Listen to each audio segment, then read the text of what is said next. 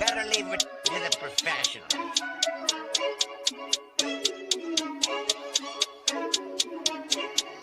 Last by Gandhi, blah, blah, blah.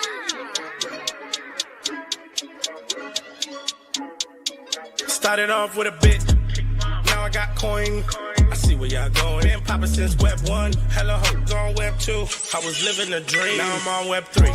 And it is what it seems, topping the pyramid schemes, I'm telling you. I'll sell you a percentage on Nebula. Shout out to Vince, yo, set it up. Surfing on the web and I'm shooting at 3. I've been golden when I got my G. I'm an alien boy from a different planet, yeah. So I got my drink, I'm riding in the 1920s Model T Ford. Call her Era Lord. Call me Levi, playing on the keys, boy. And I'm about to put my gloves on. If I said it, then I meant that. Yeah, I like that one, I'm about to get that. Crash that whip for the drumsticks, whiplash. I'm about to get them all. Are you with that? In a white boat, surrounded by blue. I want one, but I got a cop too. I wanna fly high in the sky, arms out wide, trying to soar from a bird's eye view. I'm on fire, Ricky, Bobby, cracking the pavement, Whitney, Bobby. I'm a Saki bomb, Hiroshima, Nagasaki. Bruce Wayne been a dog, and I keep it 101, cause I'm feeling kinda spotty. You sipping on some rock and I'm sipping on octane. The only thing around my neck is the Started off with a blockchain. bit, now I got coin. I see where y'all going. Been poppin' since Web 1, hella hoes on Web 2. I was living a dream, now I'm on Web 3. And it is what it seems, topping the pyramid schemes, I'm telling you. I'll sell you a percentage on Nebula. Shout out to Vince, yo, set it up. NFT, Twitter, blockchain. Seeing with the ghosts and we ballin' like the Brown James. Crypto. We can make a trade, get the memo. Reviews not falling for the FOMO. Listening to Coffee with Captain. You know we worldwide, they loco. I ain't never gonna stop rapping. Orlando, yeah, we working magic. We rocking Ethereum entities. I just went and caught me a half base. Man, I got a shout out Started to off with a Bode. bit, now I got coin. I see where y'all going. Been poppin' since Web 1, hella hoes on Web 2. I was living a dream, now I'm on Web 3. And it is what it seems, topping the pyramid schemes, I'm telling you. I'll sell you a percentage on Nebula. Shout out to Vince, yo, set it up. Breaking the mood to choose one, but they got knowledge to move, son. I'm shocking in shades with my brother in shoes. Yeah, them blues is coming. Even though it's hard to pick, eeny, mighty, mo, soda on the mix, no biting lips, it's time to go. Index number 1, no thumbs up, you gotta scroll. Looking at the ghost in studio, it's time to go. Had a helmet on by myself until I met a mask that wanted to have a face off. Had to bring my chainsaw, full tank of gas in the ride with my brakes off. I'm A1, but a different kind of steak sauce. Welcome to Coffee with Captain, powered by ApeCoin, where we dive into all things crypto, NFTs, Web3, and cutting-edge technology. Remember, nothing here is financial advice. Early-stage tech can be exceptionally volatile and risky. So grab your coffee and join Cap and Steve for today's conversation. Welcome to the future.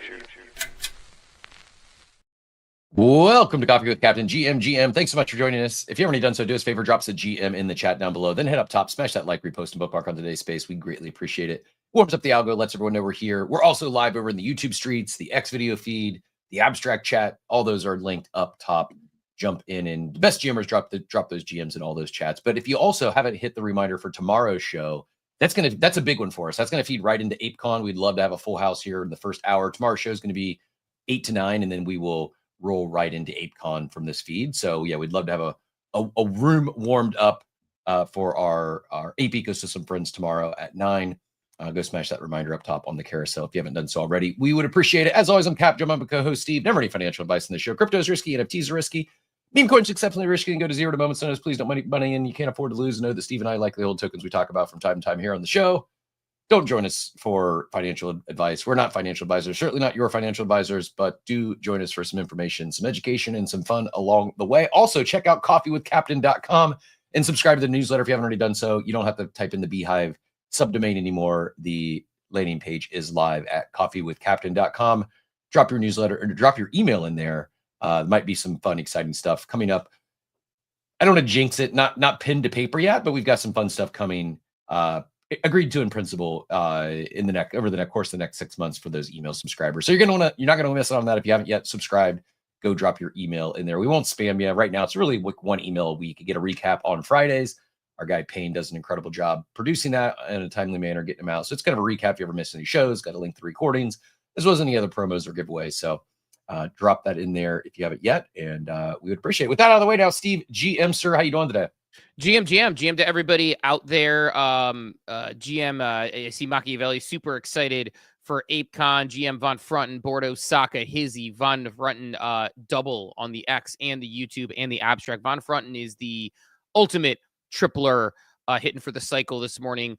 Machiavelli, good to see you're excited for ApeCon as well. We are excited for ApeCon.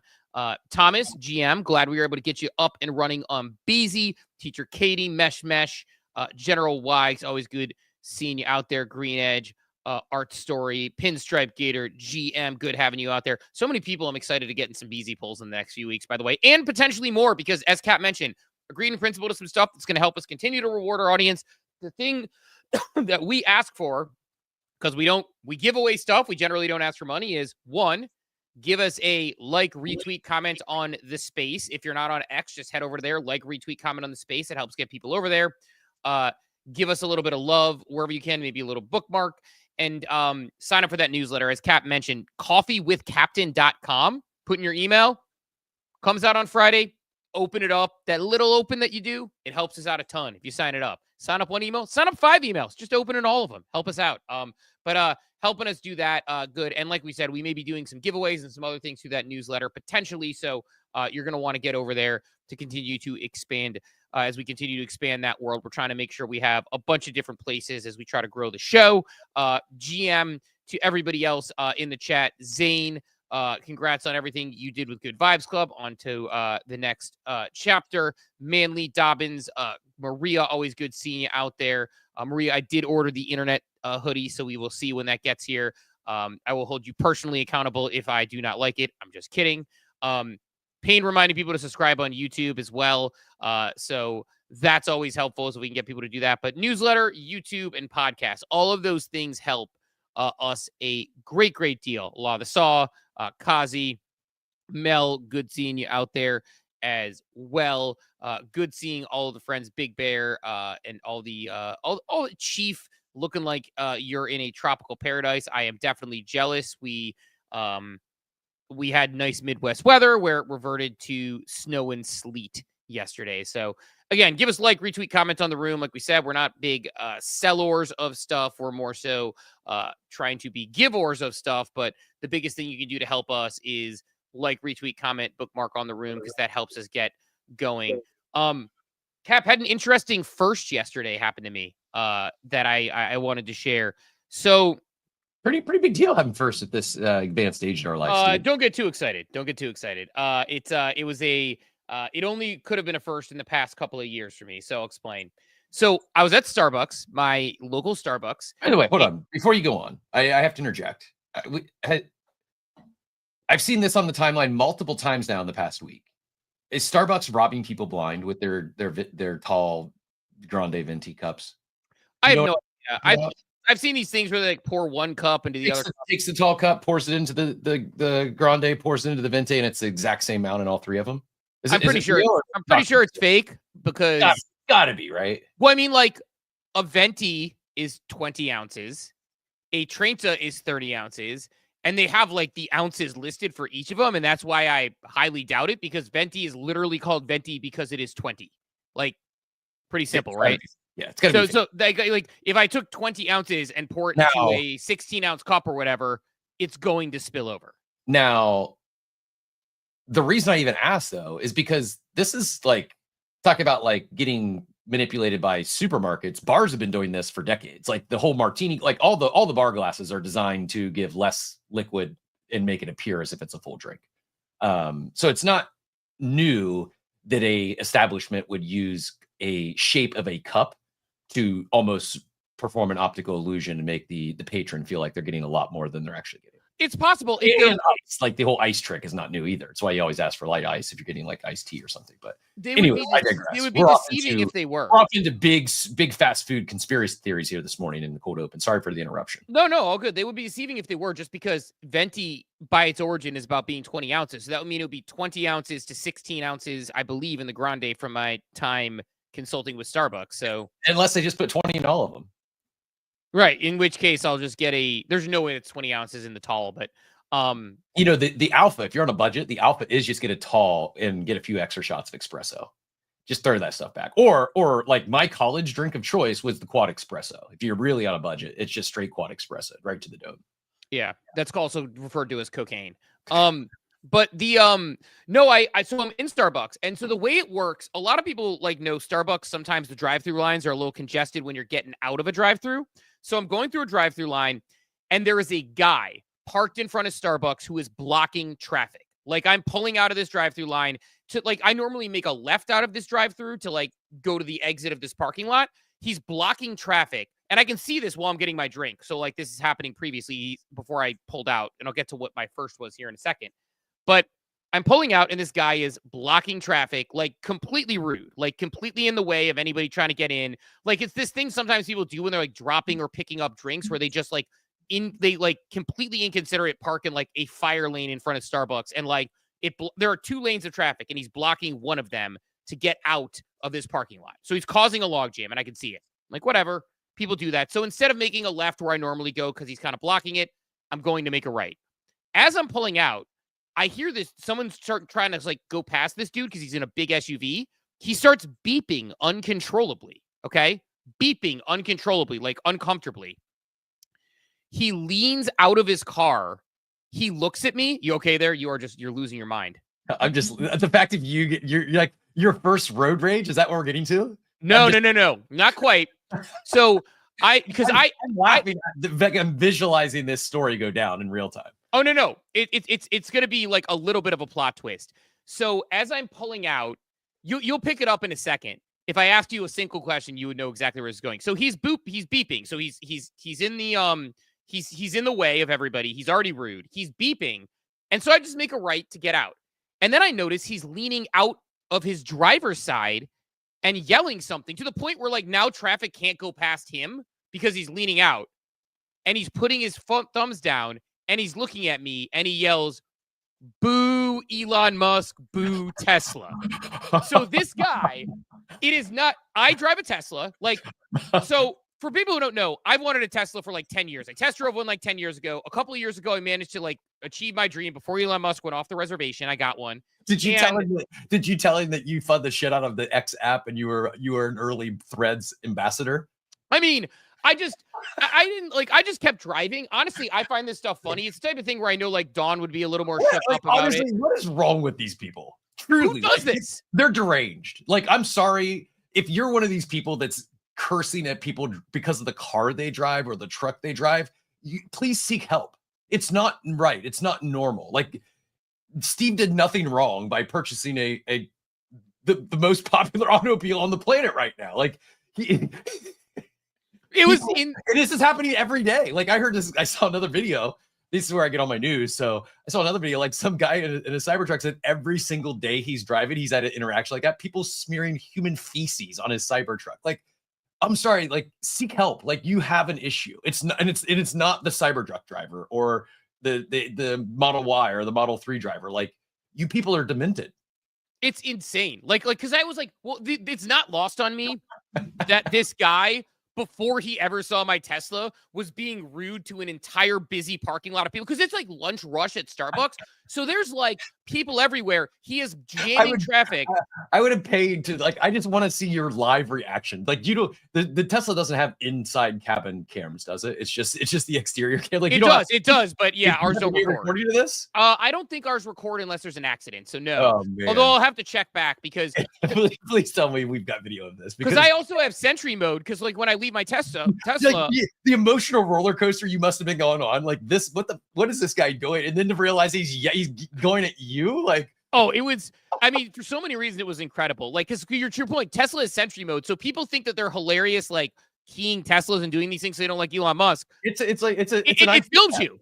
Yeah, you are literally, you're outing yourself as a person of low intelligence. You're doing something with knowledge, or if you knew anything about this car that you apparently hate so much, you would realize that it's recording. Like you're being recorded committing crimes. Like, yeah, no, it was. I mean, it was something because I'm like, again, just to recap one more time, I can see this dude. He has not seen me yet, and he is literally being it's a total, I see these people do this thing and I'm like, this is the biggest asshole move, because when you park in front of the Starbucks, it causes a log You're jam in the a parking asshole lot. because you bought a safe car for your family. And then, instead of getting out of the way as 3 cars are trying to go by him but can't because he's pulled a little too far into the middle of this thing blocking traffic, he thinks it's prudent to lean outside. And he's looking around like everybody's going to be like, yeah, let's get that Tesla guy. And everybody's like, can you just move, asshole? You're blocking that's the best part, is as he's beeping and booing at me,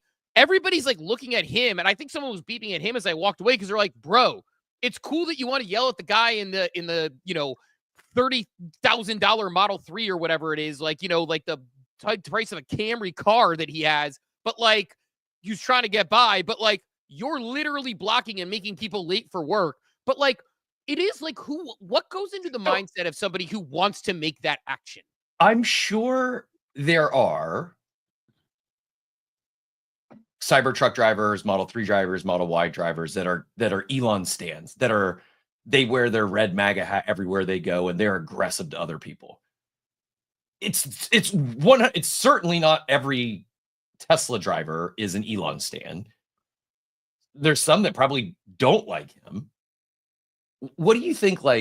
Even if you were the biggest Elon fanboy in the world, it's still ridiculous behavior that someone's going to take out it's seriously, it's a mental issue. It's diabolical. What do you think the percentage of Tesla drivers are that are just they drive a Tesla because of Elon? 10%, 20%? Yeah, low. Because you've driven a Tesla before. You know what?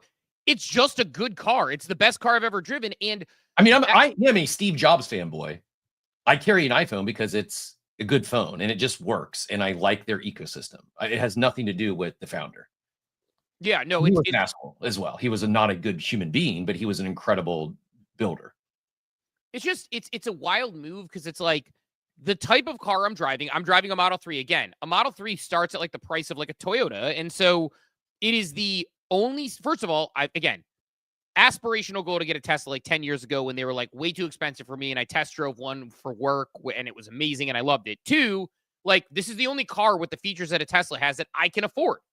It's got full self-driving mode, fully supervised self-driving mode. I can press a button and my car will drive itself. That's awesome. It changes lanes, it stops, it turns on the blinker, it's cognizant of traffic. It's I'm very happy to own this car. It has nothing to do with Elon Musk. And of all people, but it just, to me, the reaction was, what's going on? And then I looked at my rearview mirror and I laughed. I was I feel bad for this human being, because it's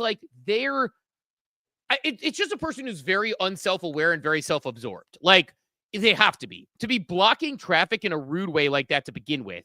And then to decide that you are so important that you must, I don't like Michigan because I'm an Ohio State fan. I'm not going to lean out of my car when I see a Michigan bumper sticker, someone who's my proud Michigan parent, and be hey, go fuck yourself, Michigan. I would never. It's called being a grown-up. I don't even do that on game day, right? I'm friendly. It's but hilarious to see people that upset and shook over a motor vehicle they see in the wild. Anyway, so that was my first yesterday. I've heard of the Tesla taunting. I feel relatively safe, and I haven't had any issues with it, even though I've been turning Sentry mode on when I've been driving places. But this was my first time getting shook on. And Dwayne's you should have honked back, and then you would have had a video. You would have gone back a couple seconds. Look, I have no interest in road rage. I am the drive away guy. If someone is tailgating me and I'm in the left lane, I get in the right lane and let them pass. Maybe they have to go to the hospital for something. I don't know. I don't know what anybody's journey is. I always assume the best of intentions. And if they're an asshole. But the last thing I want to do is get into a road rage incident where somebody shoots me because I'm mad. That seems like an illogical thing for me to get into, when I could just take 2 deep breaths, go back to my meditation, and drive away. And that's what I did. I went away and I chuckled. But yeah, people are deranged. They're destroying property. My favorite part was the ones that lit a bunch of Teslas at a Tesla dealership on fire, which, by the way, screws over a local business who's selling Teslas. And also, is not good for the environment to burn a bunch of battery fumes. But there you are. So yeah, I'm a driver away, but I don't know. Joey came up. I wonder, Joey, are you out there? Do you go out and yell at people in Teslas, Joey? I don't feel like you're that type. Joey does that for people driving Priuses, probably. I kid. Joey GM. Yeah, Joey GM. Yeah, guys. Well, no, I have a Model 3. I mean, it's an older one because it's like our second vehicle that we. That's right. I remember we were getting one of them at the same time, weren't we? Like in the same shopping time. Yeah. Pretty much we got them within like a month of each other. So like we bought it strictly because it's a second vehicle that we don't drive a lot. So to save additional money, we had the tax credit that was available in 2024, as well as the fact that we're not putting gas in it. And I just charge it at home like once a week. It has nothing to do with I mean, I don't have a problem with Elon Musk. I think, if you look at his life and where he came from and what he's built and blah, blah, blah, I think it's pretty incredible. And anybody should, have a goal to be that successful in life, right? Or even just a fraction of that successful. But I didn't buy it because I'm like an Elon Musk fanboy. And the fact that there's people out there that are destroying property and being mean to people over the car they drive is crazy to me. But I came up because you mentioned like the road rage thing. Like, we live in a world now where the majority of people don't have conflict resolution skills, or they're just very ill-tempered. Has it always been this way, or is it getting worse? I think it's getting worse. I do. I really think it's getting worse because I think the anger in our country is at an all-time high. Is it though? And I don't know. Like, I really truly don't know. Because like I think of like I mean, since we're on the road rage topic, like what was the Michael Douglas movie? Oh man, I don't remember. Classic road rage. I mean, the greatest road rage movie of all time. No. Yeah, it just. Someone help me out in the chat. I know someone listening knows what movie I'm talking about. It's scary out there because like, in Florida, we're lucky, like we get to carry firearms to protect ourselves.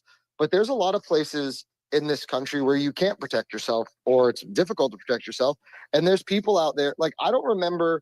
And again, social media proliferates this, right? But I don't remember a time where I've seen so many people getting shot or, getting beat up over a road rage incident. You used to like, you'd honk, you maybe flip each other off, Falling down, drive away. Falling Down. Everyone needs to go watch Falling Down. If you haven't seen yet, Falling Down and that came out in '93. And I remember, and Intoxicated said Toy Story 2. Sorry. I remember the reason I challenge that Joey is people are getting weird nowadays on many fronts, not just road rage. But I remember the '90s as aggressive. Like, go watch Woodstock '99. Like people were extremely aggro in the late '90s. I don't know if it was the metal music. I don't know I think it's one of those from the really 80s. hard. Like the '90s was really aggressive, and again, there was a reason they made Falling Down in 1993. Like people were on edge. You had Rodney King. Like things were tense. No, I think you need to I think we would probably need to see data, and we would probably need to define the parameters and the variables we're talking about, right? Because I think the generalized statement, it's hard to say. Like my inclination is to agree with Joey because I think about the fact that the internet has just absolutely proliferated anger. It's a way to amplify anger, or it's a way to show anger that was already there. It's probably a way to turn people around. I don't know, but I also I know for certain the internet has amplified anger. That what you just said there, like whether it's actually greater road rage now than it was in the '90s or not, we definitely see a lot more of it. And I think anger is amplified and intensified because of not just online, but I think it's changed people's habits. I think people, until they get punched in the face once, they might think they can talk back or act an idiot in person. And you can't, like most people realize they can't talk like this in real life. But I think in moments of rage, maybe that comes through. And in the internet, they do it all the time. I also think that and again, this is just maybe this is my perception, right? I'm not speaking for everybody, but I also think that today, I feel like there's just a general lack of appreciation and respect for human life than there used to be. I don't know. I feel like that. I don't know. Again, maybe that's just my perception, but seeing all these stories again of people getting into an argument over guacamole at a Chipotle, and they shoot the coworker, or getting into an argument because, you know, they claim that they ate half their meal and then decided their meal sucked and they wanted a refund, so they destroy a McDonald's, right? Like, But I think the question becomes, is it based on the accessibility? Example, I am much more, not that I was like a pro war hawk or anything, I never have been, but I'm much more anti-war now than I would have been when I was in my, you know, earlier in my life when I didn't have access to like videos that showed the horrors of it on the ground. And so I think we do have access to more videos and information. Again, I'm not saying you're wrong because I feel it too. I mean, I think people in general have gotten more soft. I was saying this before as like a microcosm of it. You know, I started playing NCAA online. I think I'm like, I don't know, 37-2 or something like that, or 37-3. Everybody has quit every single game except for like 3 of the games that I've played online. So it's like basically like when I play NCAA online, I will score a touchdown. They will go for it on 4th and 15 on their own 20-yard line. They will not get it. They will quit. Like, this is the culture online. And like, did not finish percentage used to matter. Like, you wouldn't be able to get another match if you did that, and quitting was penalized. And like, I find people in general are, when you talk about conflict resolution skills, or like, I don't know, and I know it's video games, but like, I always tell my kids, life's not about what happens to you, it's how you react to it. It's like, I was talking to someone the other day about how golf's like the perfect game, because if you hit a shot and it's bad, you need to just take a deep breath and take your next shot like it's your best one. You can't get too high, can't get too low. And I think very similarly, like, you know, if I go down 14-0 in a game, I don't just quit. Like, I sit there and take a deep breath and go one play at a time. And what do I need to do to execute on the next play? And I think we lose that like that ability with how quick things are on the internet, where it's like, hey, don't like this YouTube video you're watching? Switch to the next 15-second videos. 20 is far too long. So there might be an element of that, but I also don't know without seeing sort of variables and sort of seeing the data played out. By the way, when I talk like this, apparently people think I'm AI. I had a person call me AI yesterday when I responded to them very honestly while on the treadmill. The tweet had a typo in it, but they thought that I had gone to AI to get the tweet. Instead of refuting my point, they said, oh, looks like AI wrote this. I'm like, bro, I'm on the treadmill. There's a typo in that tweet, and this is just how I talk. But I think we need to define the parameters and variables that we're dealing with, and then we can decide, is society more angry? Is it not? My inclination is probably, and I think the internet exacerbated that issue, where it's like, if you were already angry about something, you can connect with more angry people, and you can see sort of that fuel added to the fire. So I think there's probably some validity to that, but I don't want to do it without data. So I'd have to do more studying to say like, okay, yes, people are, because I don't want to just be that guy to be like, in my day, people were less mad, or I don't know, one way or the other.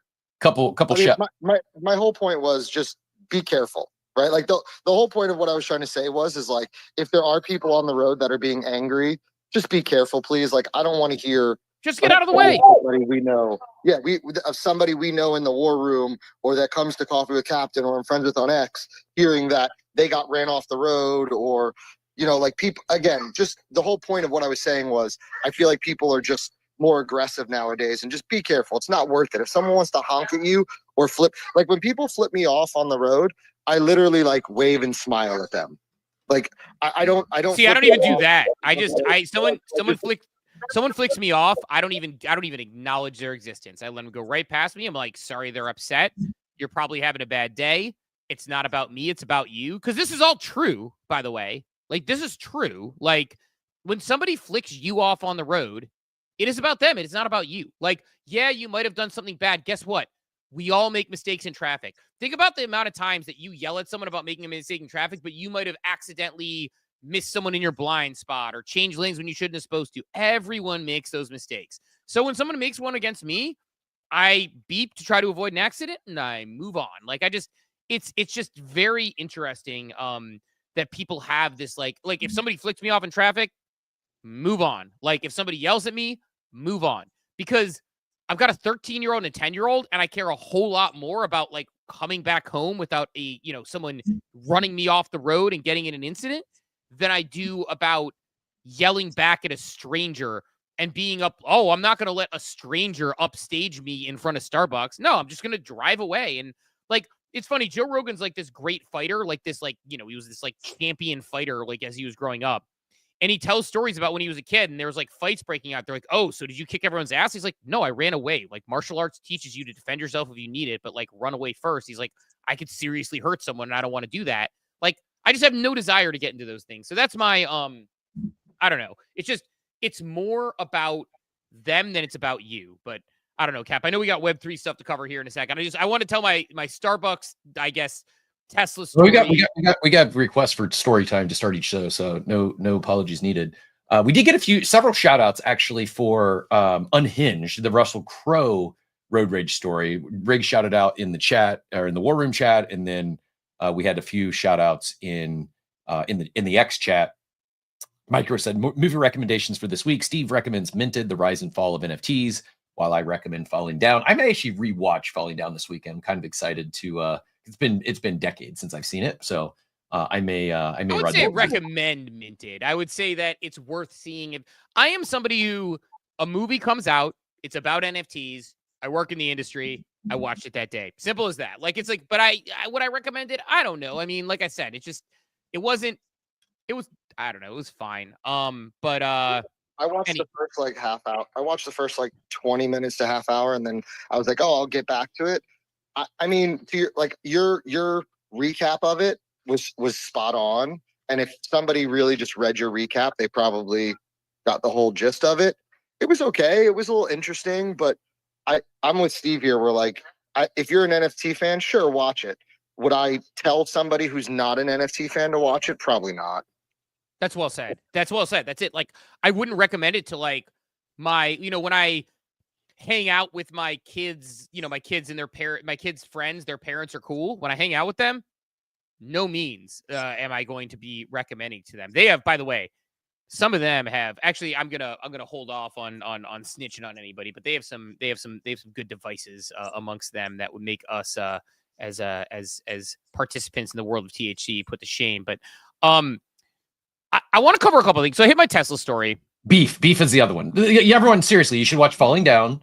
You should watch Unhinged, and you should watch the Netflix series Beef. If you've ever even thought about participating in some sort of road rage beef, whether you start it or someone else starts it, watch those the two movies and the one series, and you will never consider a road rage incident the rest of your life. Also, in some states, like, I don't think you see this stuff in Florida ever because, I don't know, 30% of the people down here are carrying a gun and they'll just shoot people. Like, it's like, you just don't, like, this isn't a gun conversation. It's just reality. Like, you don't mess around. You don't walk in people's homes in Florida. You don't get in road rage in Florida because you will get shot. Like, I'm in Ohio. We got kind of the same deal the second you drive a little bit out of the city. It's pretty much, I mean, it is. I mean, even more reason not to, like, it's just, what good is possibly going to come out of fighting with someone, a stranger, about how they're driving? Like, there's literally no good outcomes that come out of that other than harm or injury or crimes. Like, it's a weird ego thing. Like, I think people like can't figure out, like, one of the things that I got as you get older, you realize, especially, but if you do things like meditation and other things, which the whole point of meditation, like when people talk about that breath work, meditation, is that you position yourself. It's not about being good at meditating when you're meditating. It's about being good at mindfulness when you have somebody beeping at your Tesla randomly while they're blocking a parking lot, and you take a deep breath and react to it in a way. But it's about ego. Like, people are like so damaged that they're like, oh my God. And they're like insecure and can't be like, no, my ego is getting damaged by this stranger in traffic. What might someone think of me who, like the other day, I was getting a call from a telemarketer, also going into Starbucks, by the way. I was getting a call from a telemarketer, and it called at like this exact time when I was expecting another call. And I looked down, it was important. And I accidentally like bumped up a curb a little bit in my Tesla, not in like a bad way, didn't ruin anything, just kind of went over the curb and down. And there was someone behind me, and it's like, well, am I going to be embarrassed about that? Or is it like shit happens, right? Like, and the amount of ego that people sometimes have. Rare Ed says there are loads of studies to suggest. Loads makes me think that Rare Ed is British. Tell me if I'm correct on that. Loads is a good British word that it sounds very eloquent when they say it. Rare Ed said there are loads of studies that suggest that mental health issues with symptoms of anger, rage, and self-reflection and lack of resilience are on the rise related to the always-on internet culture. I buy it. It's the same reason mental health issues, like, I talk to people who think that, I kid you not, I talked to someone the other day who felt like their life was like this mess because of all these perfect people on Facebook. And then they talked to one of the perfect people on Facebook to find out that that perfect person has the same issues in person, and they're like, oh, but they don't show them on Facebook. It's, of course, nobody shows their messy hamper of laundry on Facebook. It's just, it is what it is. So I think that happens too. It's like self-esteem goes down because you see perfect abs and all these other things online all the time. And the truth is, like, most people are pretty normal. I agree. And I know you've got some Web3 stuff. I don't want to just hard pivot right into it, but it's not even breaking news. It was tweeted a couple days ago, but I might need like talked off the ETH capitulation ledge, Steve. I stabled a shitload of ETH this morning. I mean, a shitload for me, meaning like ETH, but like I stabled ETH this morning. Yeah. Like I sold a few NFTs recently just because trying to have some dry powder, and I'm trying to like be cognizant of what I'm holding and what I'm doing. And I mean, I said that like it was a lot. Like I basically stabled like an ETH this morning, which is what I had in my wallet, because we always say, not financial advice, don't follow us. I'm sure ETH will bounce and I'll be a bottom signal. There's a lot of things that I'm like evaluating at the moment, because we seem to be headed towards like a recession at some point. Maybe not, but it's like, it's poly market odds are pretty good. I'm not sure exactly how to play this market outside of just continuing to survive, buy Bitcoin, etc., buy stocks, all those things. I was just thinking this morning, like, I mean, not a topic of the day, because I want to talk about Trump's monopoly game and the Oklahoma Bitcoin bill failed to pass the initial committee, so that's not going to happen. And gold hits an all-time high, but Bitcoin is not. So Bitcoin's supposed to be digital gold. And I'm sitting here, but like one thing that's evergreen that I was looking at this morning, at what point do I completely give up on my Pengu bag and just dump it? Because I feel like I keep waiting for any bounce, any eggs, which I'm sure everyone else is. And I feel like at some point I just need to accept the loss and say, like, I don't think about it very often, but it's like anytime I open my Phantom wallet, it's like that much less. And at some point, I feel like I just need to move this Pengu somewhere else, because it's not coming back. It's not going to go up. There's no thesis behind it, even though I thought we had one when it was coming into it. And I've let this thing just ride down. And at some point, I just need to hit the sunk cost on it and say, because what is this Pengu going to go down to in 6 months if we're in a recession at this point? I don't know what to do. So I'm seriously debating capitulating and just stabling the Pengu as well. But to your point on ETH, I mean, you can take it that direction if you want. I don't know how to properly play this market besides grind for some airdrops, continue to do things I was doing, put some money in stocks, put some money in Bitcoin, and hope for the best in a year and a half. I don't know. You could convert that. You could convert that Pengu on our platform and just play the claw more. I could. Claw machine would have a better outcome than Pengu, a better ROI probably. At least I get something out of that. Pengu aside, I mean, FFE says it best. Capitulate on your ETH and roll it into Bitcoin and have no worries. I'm getting closer and closer to that.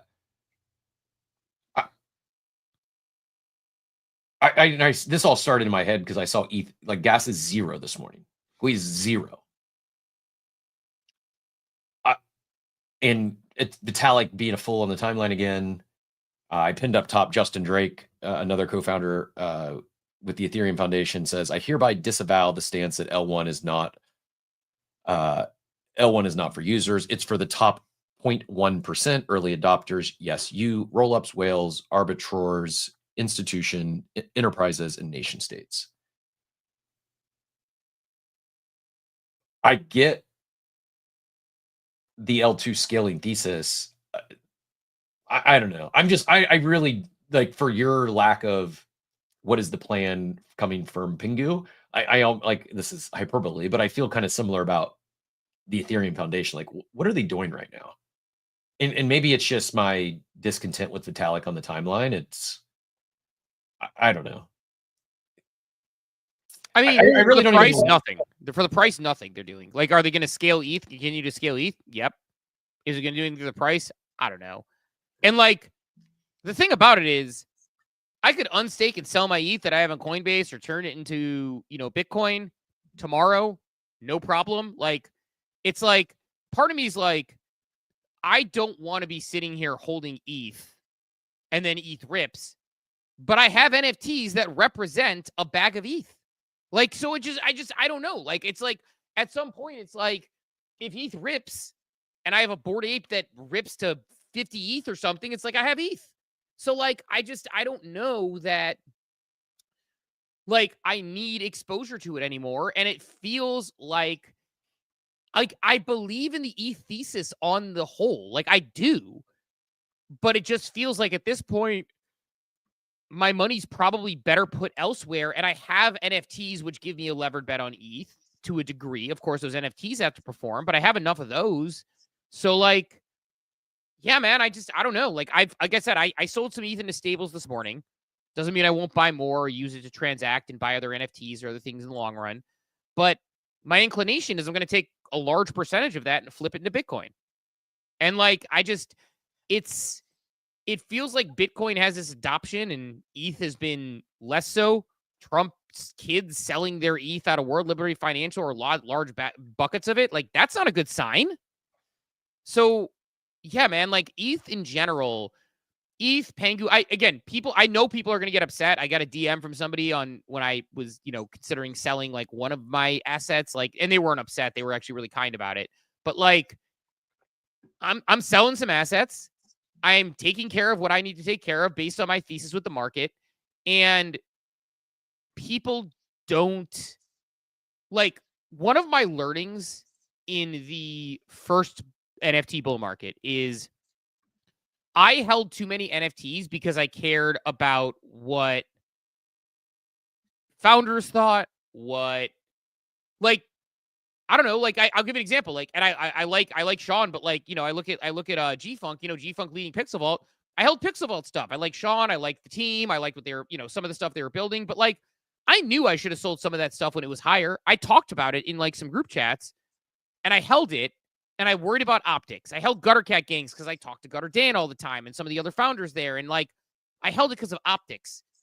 That's a dumb reason to hold expensive assets. Yep. It's one thing if it actually is being used to leverage. Like, if you hold a Bored Ape and it gets you deal flow, if you hold a Doodle and it gets you to close deals with people on the Doodles team or whatever, great. But if people are your friends, they will understand if you would take the money over the collectible and then you want to rebuy at a future date. Like we talked about it before. We said like, hey, there are people who are going to sell doodles going into TGE.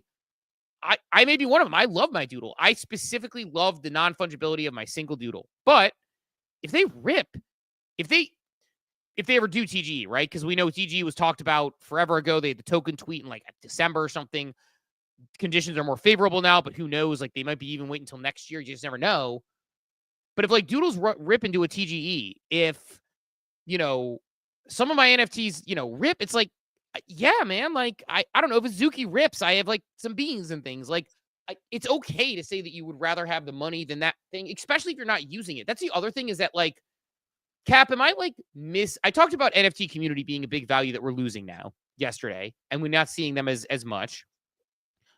I feel like I did more with my NFTs in 2021 and 22 because people were experimenting more and you kind of hit on this, which gave me an encouraged reason to say, I may not want this NFT like that much, but I want to participate in the innovation and the things they're playing around with. I feel like I'm not seeing that as much. And so it's like, what am I holding for at this point? That's actually a great point. And it's not just airdrops. It's access. It is airdrops. It is the other stuff. And I think we had that conversation yesterday about the quote unquote PFP communities. This is a serious question. I'm thinking of it in real time. When is the last time one of those leading PFP communities provided real, like free monetary utility to any of their holders? When is the last time Pudgy's? I mean, I know Pudgy airdrop. Pingu was probably it. So since Pingu, when is the last time any like Pudgy's, Apes, Doodles, Azuki? When is the last time any of them got a valuable airdrop that wasn't from a third party, or not even valuable? When's the last time there was something token gated? Like you talked about VFriends, and they continue to do stuff with the tech there. When is the last time any of those other leading quote unquote blue chip PFP collections had any real utility with the asset. Well, I honestly don't remember. Pingu is the last thing I can remember from any of and like V-Friends would be one example, because again, not to the others. Like I know V-Friends. Have the others done anything? Like the Doodles just relaunched their merch site. Do you have any? I hold a Doodle. I didn't even check. Is there any perks for like? Do you get a discount? Is there any exclusive merch? Like I don't know. Or yeah, no, it's open. Which also, by the way, so you can see like this Doodle behind me in my. If you're watching, I hadn't even thought about this. Is a big deal. This is. I think what we've just unpacked here for believe me, anyways. I think this is partially why you're seeing some of those PFP communities fizzle. And why you're seeing some of those people leave is, yeah, the community is great, but it's also great and it's nice to have other perks for holding said asset. That the brand acknowledges you're holding these assets and rewards those individuals. It doesn't, and I get continuing like to airdrop free money. That's not sustainable. So I don't want it to just be taken out of context here that I'm, oh, give us our free magic internet money or we're out. Use the tech. We saw more experimentation with NFTs in actual utility in 2021 than we've probably seen in the last 12 to 18 months combined. And it was new. There was a lot more that can be done now than you could do back then with the tech. And just no one's doing anything with the tech. Like we fully cool shadows. It's cool that you can now move those assets to other chains, but let's do something with them there, right? Beyond just staking. Let's something new, like new utility that we haven't seen yet. And this isn't a shot at any of them. It's the space at large, because outside of the Pingu airdrop or anime airdrop, like we just and I'm asking for something more than just airdrops. You use the tech. Like that was fun. That was a reason to hold this expensive asset. And it doesn't have to be a dollar for dollar return. Like if an asset is selling for 3 ETH, you don't have to deliver 3 ETH of value every time you do something with the tech. It could actually be gated, and they're going to just get to the right to spend something. Like, and I know maybe some of your community is going to complain about that. Like, oh, is this Artifact again, just selling us an expensive NFT to give us the privilege of spending several hundred more dollars? Like, I get it's easier said than done, but part of the benefit of NFTs is it's programmable tech. Do something with the tech, and I think you'll see. Maybe it doesn't resonate with everyone in your community, but I know there's some that it absolutely works. It resonates. It's like that's part of why they're here. This gets down to what I was saying a little bit yesterday when I talk about like the marketing discipline, the branding discipline, the stuff that I like spent 15 years doing before I got into Web3. And like part of it is like that exact point of like, if you don't have, like, one of the reasons, as much as we made fun of like Cairo and Justin for their North Star conversation when Cairo's like, here's a little expensive bowl I got from Snowfro on that stream or whatever, at least they were having a North Star. The problem with a lot of these teams is that I feel like these teams don't have a brand. Like, I can't tell you exactly what Doodles is anymore. I can't tell you exactly what I think Bored Ape Clubs for Builders, probably, but like they don't like lean into it like as hard as they probably could. Like, I can't tell you, I guess Suzuki's anime, but like anime is a pretty broad brand. Like, it's not really like who is our collector and what do you get from it? And I think like Disney knows who their target consumer is for any given product, and they program campaigns against it and utility against it for people who spend money.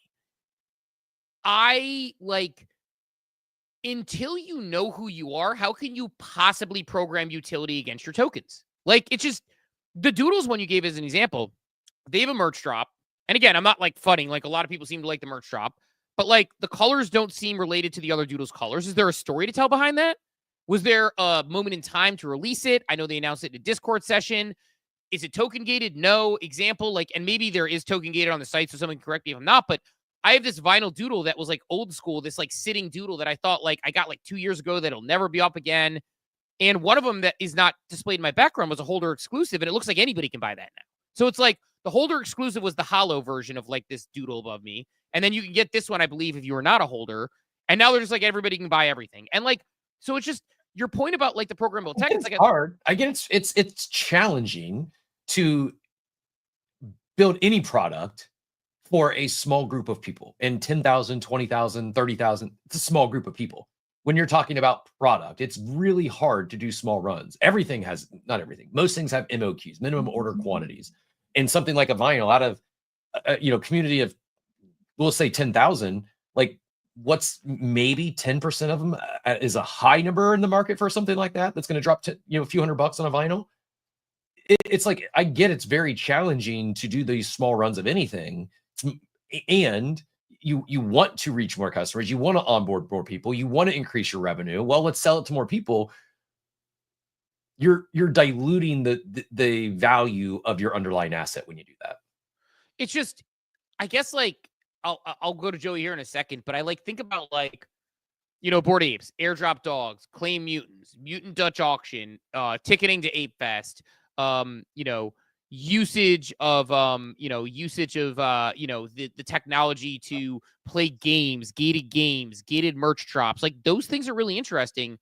And I feel like a lot of those have faded. And I think similarly, it's like Doodles, like, and just be clear, please don't drop us more collections like dogs, mutants. That stuff has played its hand out. That's done.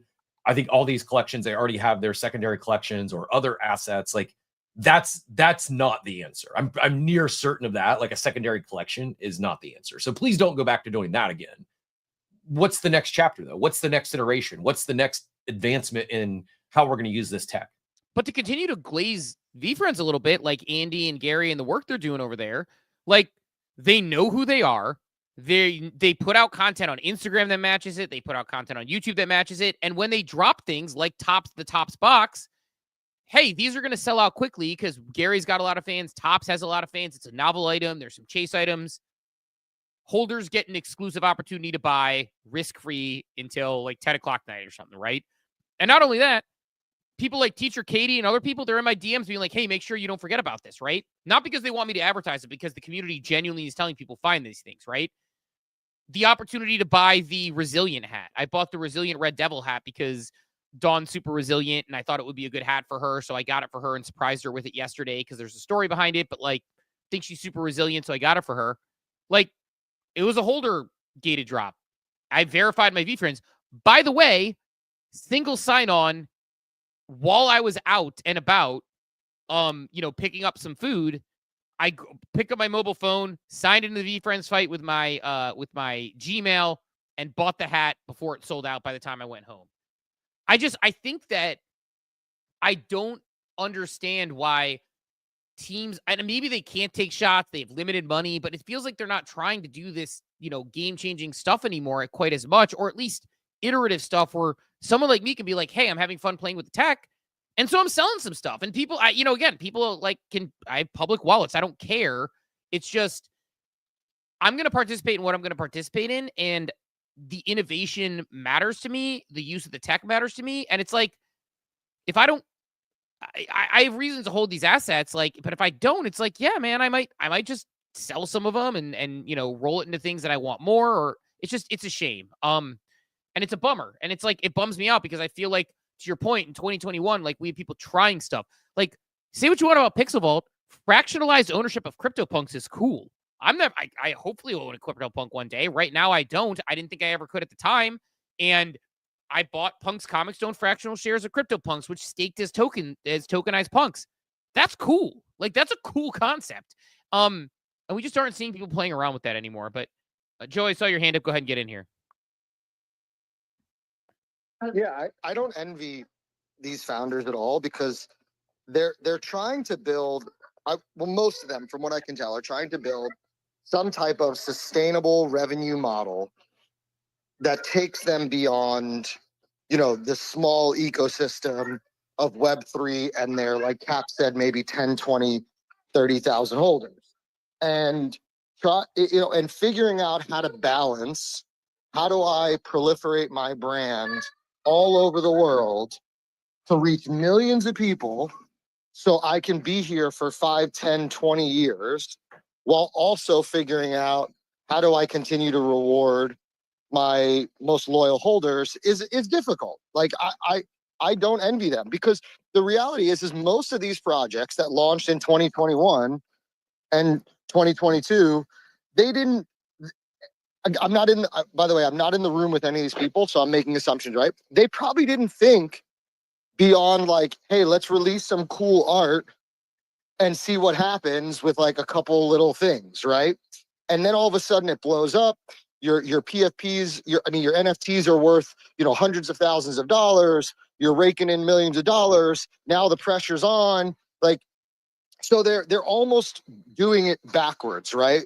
Where they didn't think they would get to this point, or maybe they did, but they didn't have a plan. So it's difficult. I don't envy them. I But get it. we I talked get about it. But like, Joey, real quick on that one, like, I get it. And look, if somebody was tossing hundreds of millions of dollars at me from a venture firm and helping me out, I understand how Bored Ape Yacht Club, for example, got into this. I understand how Doodles and all these teams got into this. But and just real quick, like, it's mid-April. Bored Ape Yacht Club does have Other Side coming on in June. Like, so all that whole conversation, they have been working towards something which maybe not be for everyone in the club, but there's some people who really enjoy going in and playing with their PFP, their asset, in a video game environment, in an open world environment. It's pretty cool. And again, I know it's not for everyone, but it is absolutely building on the tech. And that's what I think we want to see more of. That's something that's a huge swing. So I'll give them some grace in that, okay, they ship their secondary collections and they've had their head down building, this big swing.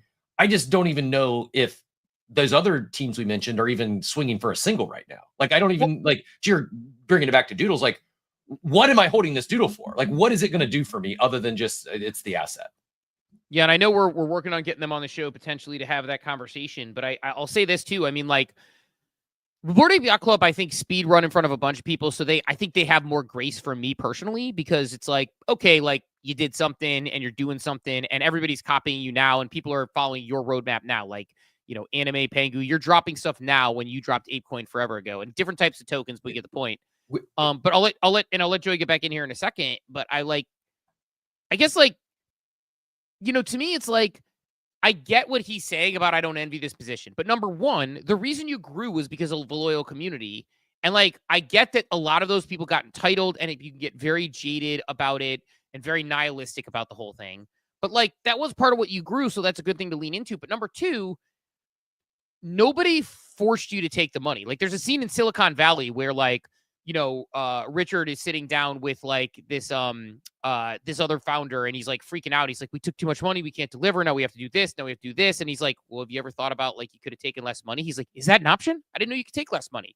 And it's like, I don't envy the position they're in, but like, Pixel Vault didn't have to take $100 million, right? Like, it's like, and I understand why they did. I'm not saying I would have done anything different. I'm not trying to Monday morning quarterback with them, but I'm just saying the stark reality is that when you take a large check like that, like, if I take a check from a sponsor and then I don't deliver on the deliverables, like, that's on me, right? Or I underperform, that is on me. And I think that, like, when you get a check that you agree upon, like, yeah, like, you're committing yourself to some of this stuff. And that's also going to come with VCs love tokens because it creates a new liquidity event. And, I get it. Like, but it's just, like, I feel empathy for the founders, and I tend to be more founder-friendly guy, but I also think you have to say, like, but you took the check. You sold the NFTs. Like, maybe it was, like, supposed to be an art thing and it became more, and you understand that. But, like,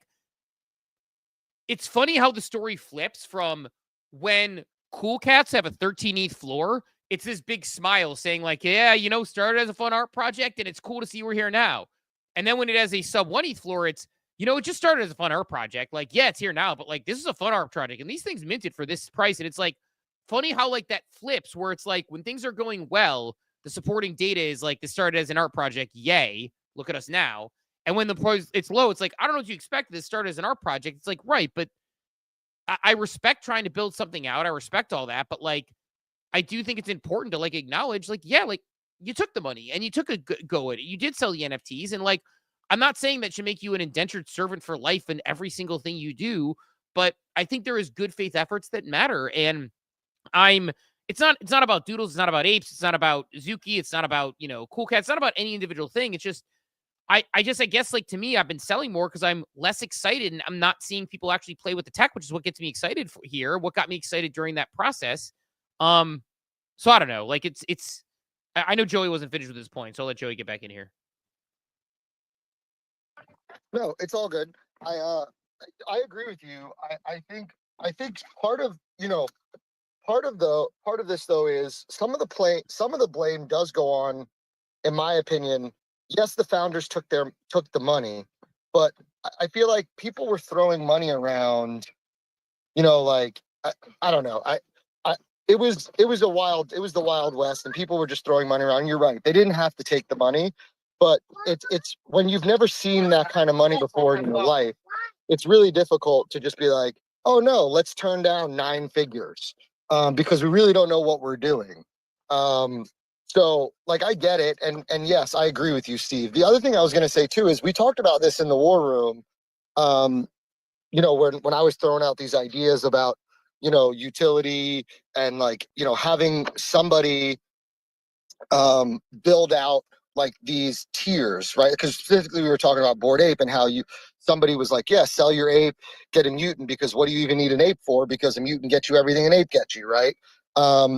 And I think that's where some of the focus needs to shift back to, where I know they're trying to build these sustainable revenue models that allow them to proliferate and whatever, but they've almost lost focus on how do we take care of our holders. And I was going to bring up what Cap said about the Doodles thing and how, like, why is there, and again, I'm not in the Doodle Discord, I could be wrong, and Doomers in the war room can correct me, but I don't believe you get a discount if you hold a Doodle on the merch, which to me, it sounds stupid, right? Like, oh, whatever, it's a 10% discount. It's not about how much the discount is or how much money you save. It's about feeling appreciated. So, and I'm not picking on Doodles here, because this could go for a lot of other brands as well, right? Like, why there needs to be an emphasis on how do we deliver, not Cap said value, right? I'm going to say appreciation. How do we deliver? How do we make our holders feel appreciated with simple little things, right? Like I use the example of Disney all the time. I give Disney $1,000 a year for an annual pass so I can go spend more money at Disney. And what do? They have annual pass holder lines that are shorter because the people actually know how to get into the park. They don't need help scanning their fingers and their cards, right? That makes me feel appreciated. I don't have to wait in a long line, right? As an annual pass holder, I get free parking where everybody else has to pay $25. Not a huge deal when it's $25. So I think for me, it's how do these projects start to make their holders feel appreciated again? And it doesn't have to be thousands of dollars in free internet money. Just figure out how to make them feel different than everybody else that they're trying to market to or sell to. And then something else you said real quick is, you're right. I don't think any of these brands can define their avatar. And that's a problem. If you can't define your avatar, then how are you ever going to be successful? Because who are you going to go after? Yeah, I think a lot of nuggets in there. And I think the Disney example is a really prudent one. It's like, I want to feel perpetual utility, even if they're by small things, even if it's like we did a discount with this brand and it's going to get you some money off this, or we're going to like, I think it's as simple as those things to the point you're making, where it's like just doing a deal with a company that gets you a token gated rare item, like the way, like a gated pair of Crocs. I use Doodles as an example. It's like, I think your point about like, you want to feel like you have value out of the NFT. And if like, then at least when someone's making fun of you, they're making fun of you not because they're like, why do you hold this, Azuki, this ape, this whatever. They're not saying like, oh, why do you hold this thing? Haha, down horrendously.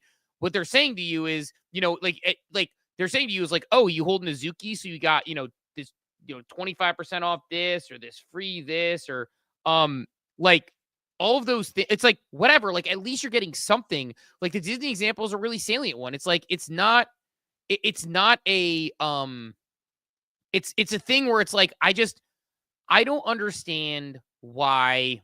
I guess, like, to put a bow on this particular part of the conversation, I just don't understand why, like I mentioned before, like with the lack of marketing in Web3, that when you're in like a Fortune 500 company and they say, hey, we're like looking at a deal with LeBron James, or we're looking at a deal with Matthew Dellavedova, or we're looking at a deal with, Baker Mayfield.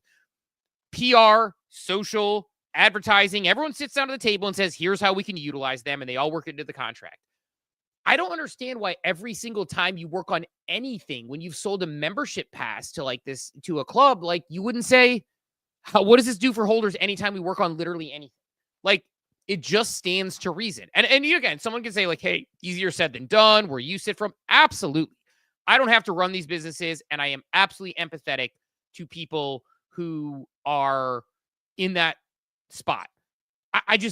I personally like think like, but that's the business you're in. Like, the business you're in is like, you do have a holder base. And like, I feel increasingly like a lot of these NFT brands see the holders as a burden more so than an asset, a strategic asset, and opportunistic to integrate them. So I don't know, Joey, I'll let you get back in here, and then maybe we could do daily market update just for as we send it off. But go ahead, Joey, get back in here.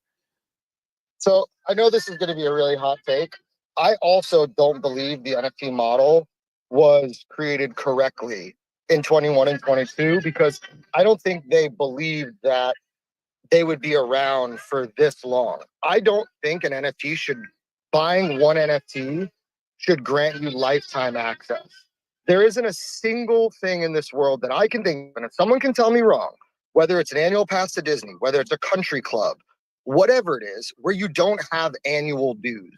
And I'm not saying we could retroactively go back to ape holders and say, hey, sorry, you now have to pay an annual fee to continue to participate, right?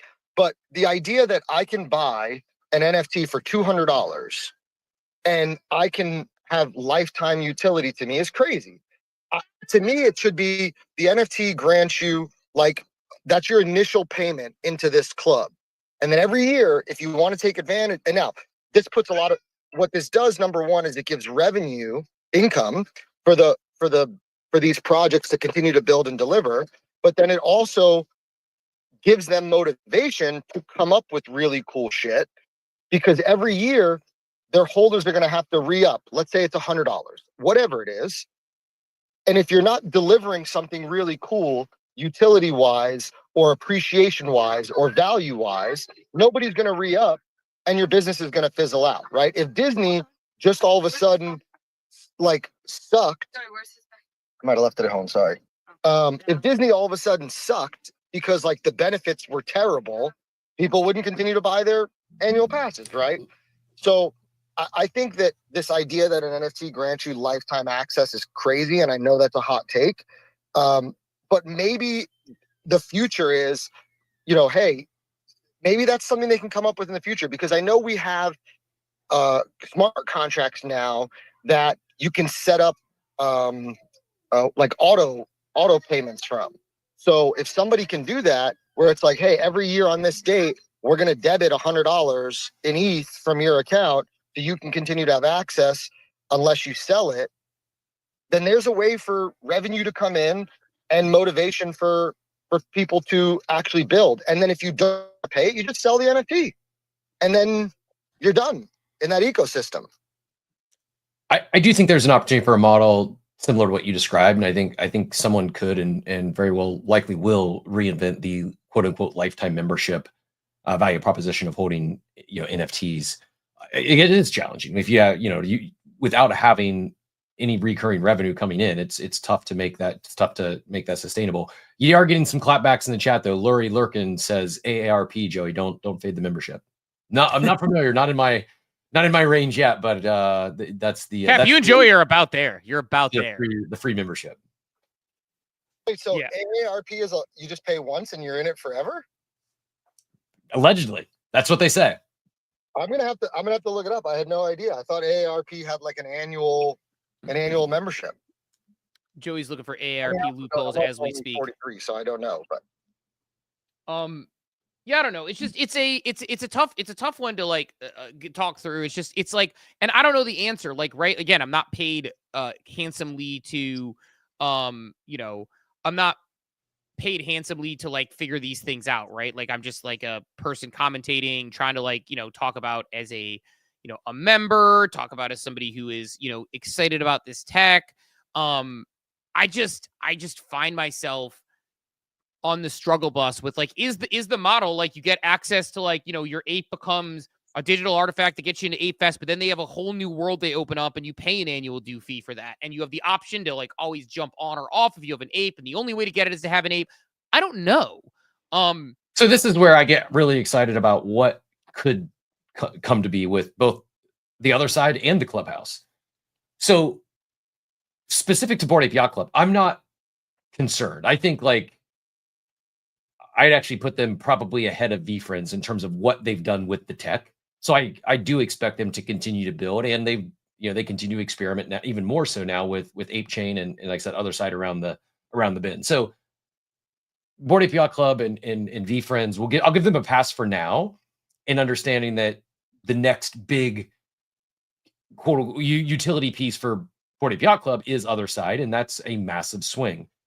All the others though, I don't know. And maybe they are working on things. I really truly don't know. And I think this whole conversation is going to unpack that for me. That'd be I think one of the easiest ways, one of the lowest hanging fruits, one of the lightest lifts to get your existing community re-engaged and potentially start attracting others in this space who aren't in your community yet, is get back to providing utility for holding the asset. Yeah, it's simple. It sounds really simple. Like I don't think the utility has to be crazy either. By the way, like I think less is more. I think. Yeah, you get too crazy, then you tread into that realm of like utility debt that our guy Riggs used to reference, where people bought these assets at 6-figure prices when the utility there was a new piece of utility every month, and that becomes the expectation. It doesn't like someone, I think it was Rare Ed over in the abstract chat. It's like gaming, loyalty rewards, ticketing. Like, yeah, those are three very just makes sense. It's just better. It's a way that NFTs actually enhance the way it's been. I also would like to see some new stuff, some new innovation. And maybe part of it is, hey, here's this option. We're going to introduce a new tier that only holders have access to. It is an additional pay for tier. It's optional. You don't have to get in. But if you want access to this tier, it's not that we're going to drop you another asset and create another collection. It's holding this asset gets you the ability to enter this subscription plan. It just has to be good. It has to be real value there if you're going to. Right. Like there has to be like a thought, like you have to actually, by the way, I requested backup. I picked up my phone just to check some of the comments and things. And it, if you hit leave space, you just automatically leave the space, which is awesome. So yeah, keep me co-host. I was actually never mind. I was actually trying to change the title of the space to be more relevant because I know we didn't end up going down the Bitcoin route here yet, at least. But yeah, I maybe it's a membership, but like, honestly, like, I think if you just did, we talked about like once a month. If you did a once a month campaign, a once every 2 months, a once every 3 months. We're back to the freaking retail holiday thing again. I'm not trying to oversimplify it, but it's this freaking simple. Do something every retail holiday for your holders. We're not having this conversation. Yeah, because then it is this simple. Like it's worked my entire life. Supermarkets, retail stores, they all lean into retail holidays, and most of their customers appreciate it. If it didn't work, they'd stop doing it. I don't understand like why like that part is like it's like Web 2 figured a lot of good stuff out. It is very much worth doing that. And like I think on top of it, we don't have to recreate things that work. They weren't broken. Like just do that and then more. The tech allows you to build it's programmable, composable tech. Like you can build on top of it. So take what was working in the world before us, in the Web 2 world, the physical world, implement those things where it makes sense for your brand, and then build on top of it. You don't have to, it's Steve's favorite phrase. You don't have to throw out the baby with the bathwater.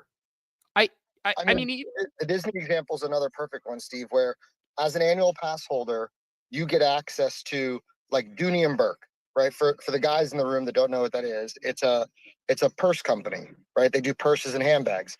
As an annual pass holder, you get first access to whenever like new Dooney and Burke purse comes out. I don't even know if you get a discount. You just get like early access to it because they sell out so fast.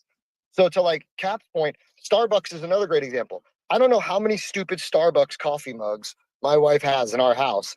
And I'm like, do we really need another one? She's like, yes, because this one is the state of Connecticut where I was born. And this one is this one.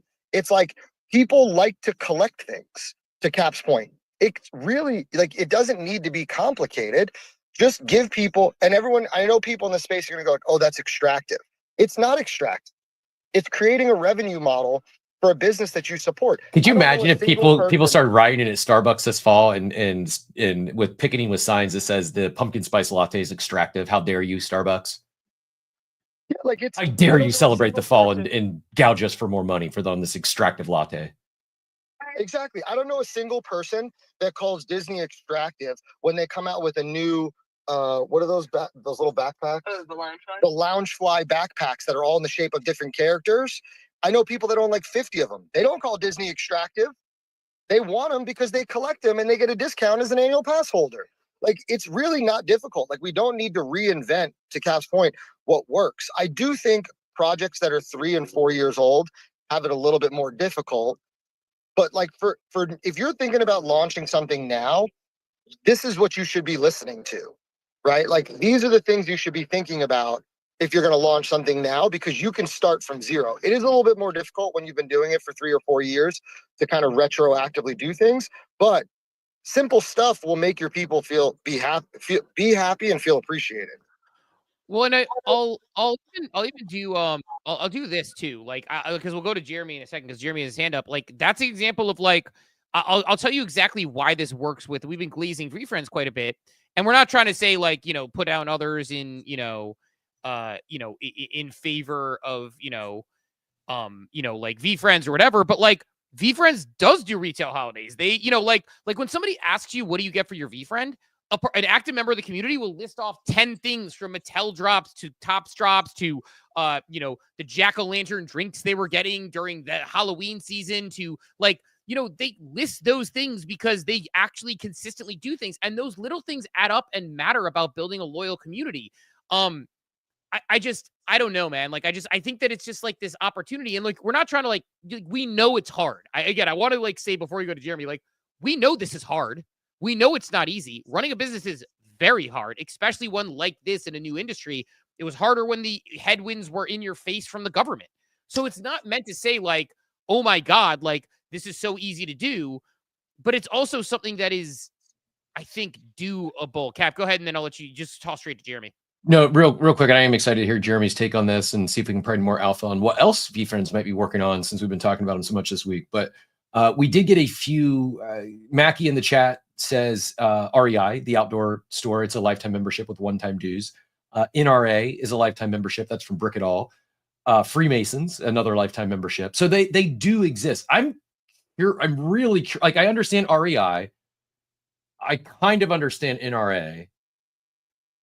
I'm really curious how Freemasons pulls off a lifetime model, how they support all their stuff. But that's a whole nother conversation. I don't want to open up that can of worms. Joey, hold your thought, because you probably know the answer. No, I was just gonna say, We lost what is Jeremy. NRA? But being a member of NRA doesn't.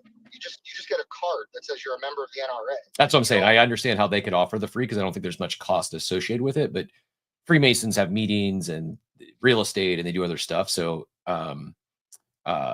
that would, and REI is a retail store, so it's kind of like a Costco or a Sam's Club, but it's a co-op, and you just pay the one-time due instead of like where Sam's Club or Costco or BJ's Wholesale Club, any of those, it's an annual fee. It looks like we lost Jeremy, Steve. Didn't get to him fast enough. Yeah, Jeremy, if you're able to come back up, we'd love to get you in here. But love to get your perspective on it. But yeah, it's like that's the thing. It's like it comes back to the retail holidays thing, which we've been talking about for 2 years, and I don't know if people are just overthinking the room. The other thing is, like what Jonas said yesterday really resonates with me, the trend chasing. I think a lot of these, and by the way, shout out to Yuga for starting a lot of the trends that everyone chased, to be fair. Like, so to give Yuga some grace in this conversation, a lot of the trends that were chased because Yuga started them. And then people said, oh, cool, airdrop. Oh, cool, secondary collection. Oh, cool, you know, the other thing here, and to this point, Steve, I think a lot of these other brands were able to kind of, I don't want to say ride their coattails, but they got the roadmap, they got the playbook, and it was really easy to copy pasta that and just put their own twist on it, right? It's not easy to copy pasta the other side. None of these other brands are attempting that or really anything close to that. So now it's like I'm not blaming Yuga on others' failure to not implement utility or reward their holders. But that's kind of when things fell off, is when Yuga, stopped doing the airdrops, started focusing on other side. That's a swing that the others couldn't copy pasta that part of the roadmap. We've just seen less innovation. I think that's at the root of this. Is we've got the tech is more capable now. We can do there. It's easier to experiment on chain, but yet it feels like we're seeing it happen at a far less frequency than we saw in 21, 22, even 23. I mean, January 23 is when the sewer passes dropped, and that y'all may laugh at that now. It was pretty fun and exciting at the time. It was new, like it was a new way to do gaming, and like that innovation I feel has stalled. The top sewer pass sold for $1 million. So like or the top prize, right? So it's like the key. So like let's not pretend like that wasn't great utility. In fact, I sold one of my sewer passes for. What's that? It was 5 figures, right? I mean, maybe not 10 ETH might have been extreme, but like 6 ETH or something. 5 or 6 ETH for my tier 1. And then when I got my little robot that people later used to clean poop up off that game, I sold that for an ETH. So like, it's not all about the financial aspects of it. It's about the, what you were able to do with it too. But the financial aspect certainly is nice to have there. But I think Jeremy is back up. So let's see if we can get him in here. Jeremy, do we have you? Hey, good morning, everybody. That was the best time to rug. My signal's a little spotty. You got me? It sounds perfect because you're bringing those drive in calling AM radio vibes this morning. GM. New York City ambiance. Love it. GM. Jeremy on the street in NYC today. I didn't come up to Glaze be friends, but I appreciate the flowers.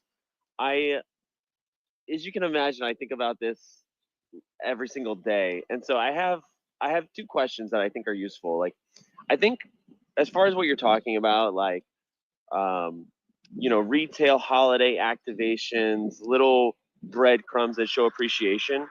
I think the biggest barrier there is actually the tech itself, and just the integration that makes it familiar and easy for people to participate. Whether that's buying an NFT with Apple Pay, and I know that like that exists, but there's still like 12 steps to be able to get to that. And then before that, you have to have the new collector take the leap of even believing that something on chain and digital and non-tangible has value. So like, you can't really underestimate that gap. And the example that I can offer is I was looking at my Chase credit card today, and somebody told me that there's like a cash back on something from Topps actually. And I was like, oh, I didn't activate that. I bought from Topps. I don't know if I got it. And it was automatically activated. And like, in a way, like that is kind of a network effect that we would like to see from NFTs, right? Major retailers, things that we would otherwise be buying, getting concessions in almost a permissionless way for being part of a club, owning a certain collection or so forth. And so like Chase, obviously one of the biggest banks in the world, like can provide those discounts and those cashback opportunities. But if BeFriends wanted to go to, I don't know, morning, on the street vibes.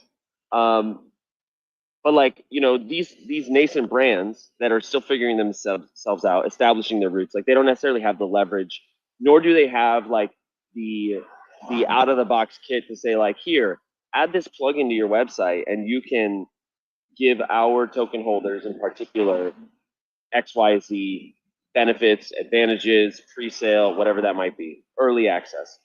So I think there are a lot of people who are trying to solve this, but between like several different L2s and tokens on Ethereum and Solana and Bitcoin and so forth, like that is still really where we are. Like if you had told me in 2021 where we are in an onboarding perspective today, I would be shocked. Like I would think we would be so much farther ahead. So like, yeah, go ahead. No, I was gonna say that's actually a good, like it's funny because I feel like the tech is miles better than it was when we think about how difficult it was. But I was gonna get your take on this, Jeremy, because obviously you've been around since sort of the day one days. Do you feel like the tech is not further along, partially because let me see if I can explain this the way I think about it. The tech was actually further behind than I realized in 2021 versus because we've come like these leaps and bounds, and I'm like, why are more people not here? I'm like, maybe we were a lot less further along in 2021, 2022 than I really even realized myself. We were super early, tech wise in 2021. Yeah. So curious your thoughts on that, Jeremy, when you say that, because I agree, I have the same sentiment, but then I'm like, but I think of how far we've come. My cognitive dissonance was like, no, we've come so far, but I'm like, we have come so far. Maybe we were further back than we realized then. What do you think about that assertion? Yeah, my thought goes to like it's a little bit of both. Like it was good enough to be able to allow people who were early adopters to participate, but even now, like people are still early adopters if they're even downloading a Phantom or a MetaMask.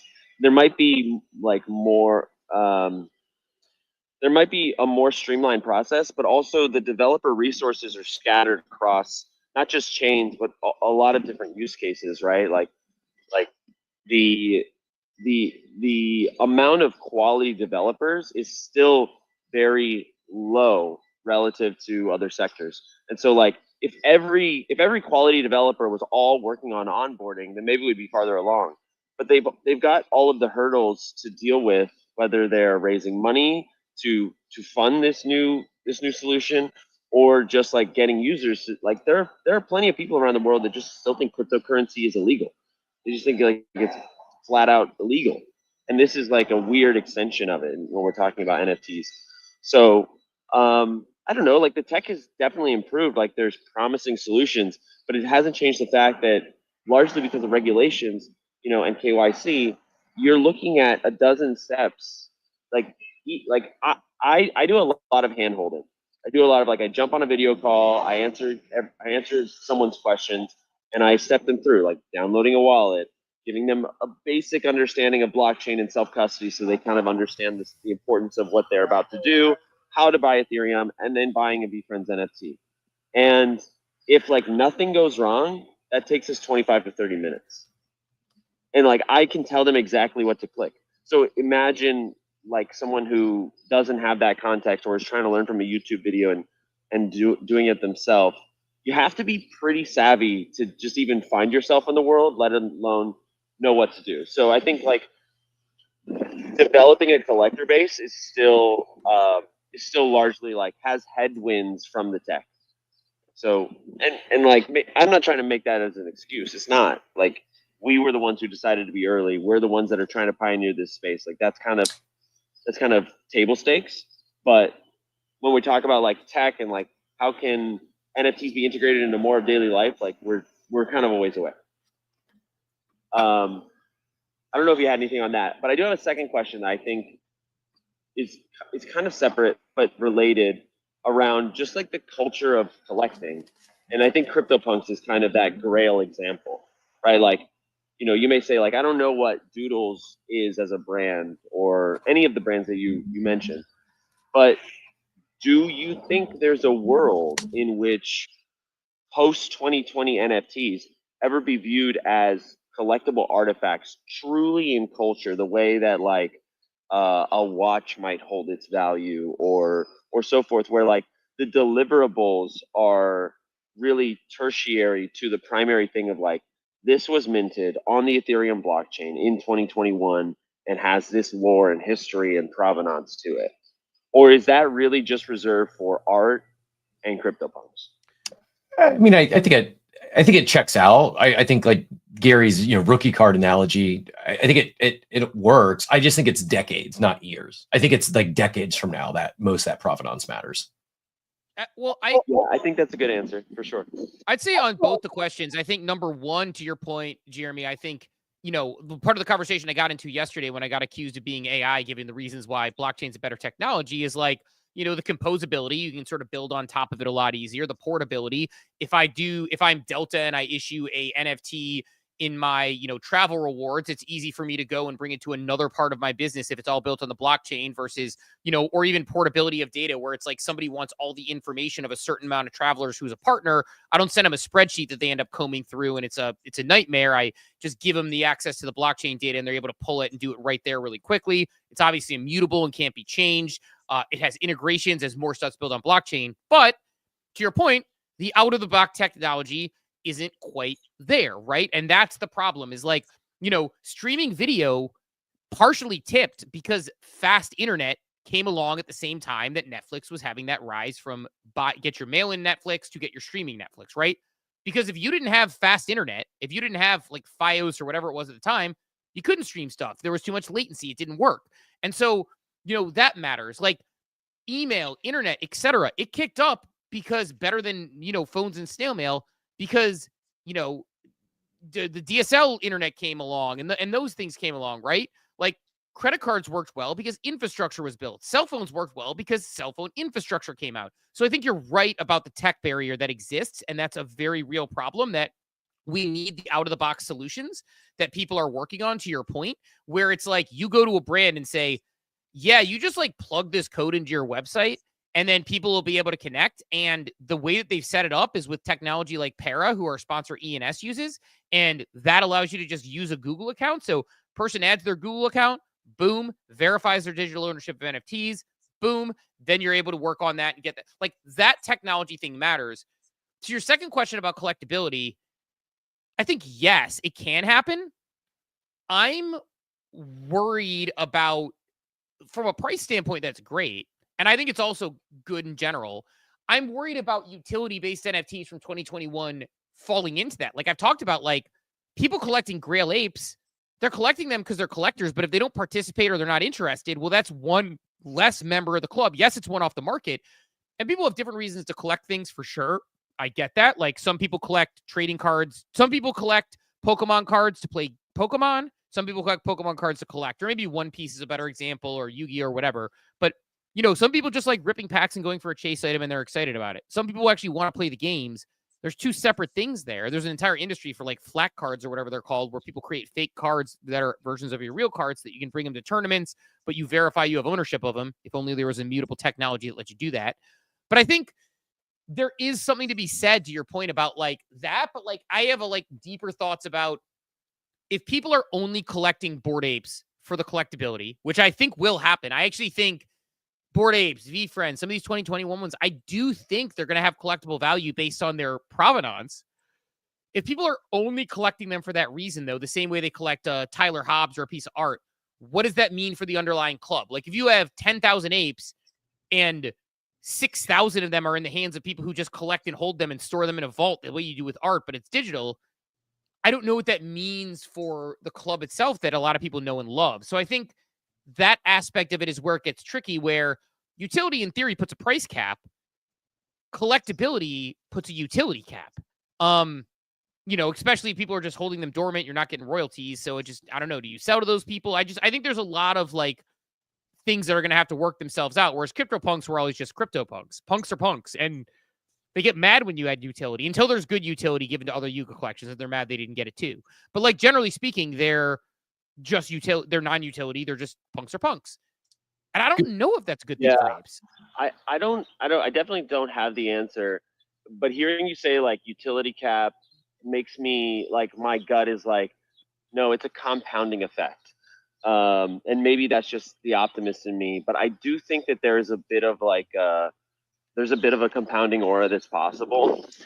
You also reminded me, credit where credit is due. You were talking about like deliverables from NFT collections, and I know that the apes released their 3D files from Mutants recently, which I think is a phenomenal rollout. I haven't seen a lot of content with them, but that's like a massive task, and I think it's real. I think that's actually a real big value add for mutants who are joining the club, and it kind of segues into what I think is a little more fun to talk about and more imaginative. That like where the future of where this can go. There was actually an AI NFT. I don't remember the name. It was like late 21, 22. And basically, like if you own the NFT, you can work with their model to upload your PFP and kind of talk to it. And I think what we're seeing right now with the boom of, um, I don't know what to call it, like slop art, prompt based art through LLMs, and people like, giving them the image of their NFT and putting it in any kind of scenario and using it like to make quick content around that token. I think, a not so far off iteration of that is actual interaction. And I don't know I don't know what to call it, but it would almost be like, bringing the token to life. And I think if I were to use the word metaverse, it would make us all cringe. But like imagining an opportunity where, whether it's a private token gated LLM that's powering it on the back end, or I don't know, maybe it's API based or something, where you could actually speak to the brand and to the representation of the brand through your token, like in a very like real human speak way. The way that like when you talk to ChatGPT now, it works, but it's a little slow and there's that uncanny valley. Like that gap is going to close. And imagine like, this is just a really random idea. This is not alpha or anything. But like imagine how cool it would be if you come to VFriends and you're looking for a character you vibe with, or you win a Gary giveaway or something, and you pick up the Calm Clam, and you can just like click into your NFT and hear everything you need to know, ask the questions about what the NFTs are, like what was the first collectible, what's coming up, what's for an island, but you hear it like from the Calm Clam in a way that is, curated by the brand. I really love that idea, and I think like even though AI is one of these like kind of looming what the hell is going to happen with it topics and themes in the middle of the 2020s, like it is going to radically accelerate our ability to feel a real connection to the NFTs. And I think because our world is so content driven and story driven, that something like that, like a fulcrum that we turn because of the acceleration of these AIs, could actually drive more of a mainstream adoption to just saying like, oh, like that's actually something I'm really into. Kind of like you have like, VTubers who, have their AI overlays and they never have to like show their face, but they'll have tens and hundreds of thousands of followers. There's something there, but I do think like the future of ETH, the future of blockchain is going to be like that path is going to be carved by AI acceleration. And I think that goes for NFTs too. I think in a variety of ways, not directly related to what you're saying, but I think the future of blockchain in general with AI, with the ability to have more accessible code and the opportunity to sort of like speed up that part of it, I think that's certainly part of it as well. But yeah, I mean, VFriends are like actually uniquely positioned for that. Not that it's a project, that necessarily makes sense for y'all to be working on like tomorrow, but like the idea that like you could talk to the Calm Clam or the accountable ant when you need to, based on, it's like a live version of your Instagram sort of, post that you put up. Like that's interesting, right? Like where it's like you basically have sliders on somebody's personality that you can dial up and dial down in the most simple form. And the conversation with them will either ground you, level you, or pump you up. Like if my Brave Bison was like the greatest hype man ever, it would be awesome to have a conversation when you needed to. And by the way, not as weird as it sounds. Like I'll go to Jonah here in a second, but like not as weird as it sounds. I asked AI for my top 5 blind spots and it looked into my soul and it nailed them. And like it can tell you actionable reasons because I talk to this thing regularly about what I'm working on and how I'm working on things and ask it questions in a very honest way. And I realize people will be like, you're giving it all up to OpenAI. They can duplicate you, all these things. I get it.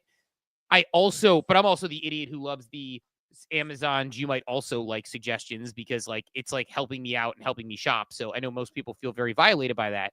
But yeah, man, like I think like in AI, like I think there's going to be, and I know there's dangers to this and we've seen them happen in the past. I think AI as a psychologist is actually a very realistic, inexpensive option where a $20 a month thing can actually let you talk through things. And I have before with my LLM. So I think like, the idea that they could have personalities and you could interface with them is a very realistic optional thing that would give you more value to why you would want this thing to exist. And I could go a variety of directions with it, but I think it's a good futuristic thinking. But I think we're going to see it too. I mean, it's already starting. We got, there's that Think Agent, that man coming up next week. I think there're going to be more of this. I think it just makes sense. I think that could be one piece of additional utility from these NFTs. But just real quick on good conversation in the chat, and then I'll let you take it to Jonah here. But related to AI, A. Von Frunten says we were talking about just the lack of innovation or the slowing innovation we've seen in the space, and just comments on how much of that was due to the unfriendly regulatory environment, and from 21 to 24, how many people left as a direct result of that, and or became entrenched in other emerging tech fields where that wasn't an issue. And then Von Frunten followed that with AI vampire attack on a ton of talent. So yeah, Steve, I don't know if you had any thoughts on was there actually a mass exodus of devs in this space? I don't think so. But it's certainly some have, right? Yeah, possibly. I think so for sure, because every blockchain I talk to, I've talked to multiple. Yeah, everybody, every EVM blockchain is like, what do you need? Devs. What do you need? Devs. Where are you going? Eat Denver. Why? Devs. Like, the dev conversation is incredibly real, because as we've learned from recent airdrop claims, you can't just vibe code your way to the future. Like, you need people who know what they're doing. Like, a dev who has access to AI is a million X a vibe code person who is just, I mean, there are going to be some good, talented vibe coders, so there are exceptions to the rule. But like, if I try to go and code something, I'm probably going to screw it up and have vulnerabilities. You need people who audit, you need devs. And that is a very real thing that is coming out of conversations we have with blockchains on the regular. So yeah, like, I don't know if there was an exodus of devs or demand is kicking up because there's so much fractured space with 7,000 L2s coming out and all trying to do different things or different missions. But yeah, I think dev work, it's one of those things where there's a period of time when being a data scientist was like the best money you could make, because there were so few of them that people would go to a few specific schools and just throw the, back up a Brinks truck. Devs are starting to fall into that category. There's always these sort of jobs. And I think, EVM compatible devs in particular, Solidity devs are pretty high demand. But Jonah, go ahead and get in here, GM. Well, just one quick thing. Sorry to cut you, Jonah. Just because we're talking about the quality developers, it is not too late to become a quality developer, especially starting vibe coding, or I just want to reiterate every opportunity I get. I feel like there was a content creator way. We're seeing a lot of people take that leap. It might not be for you, but you don't really know until you try. And the tools available to learn that skill, which is in high demand, have never been more available. Most of them free. And there really is a good opportunity for people now who are I don't know where I fit in this Web3 space, to try that and maybe be really, really great at it. You're muted, Steve, but I agree that Quit had a great post about this not long ago, how he was just figuring stuff out in 2021, and he's done quite well for himself in the space, and not downplaying him as a vibe coder. But yeah, if you're enjoying vibe coding, start learning maybe to vibe code Solidity, and I'm near certain an opportunity will become available at some point. Yeah, instead of if you're vibe coding, learn to code. Jonah, go ahead and get in here, GM. Yeah, a couple of things. I probably wouldn't use an AI for therapy yet. There was a case where an AI told a kid to kill themselves.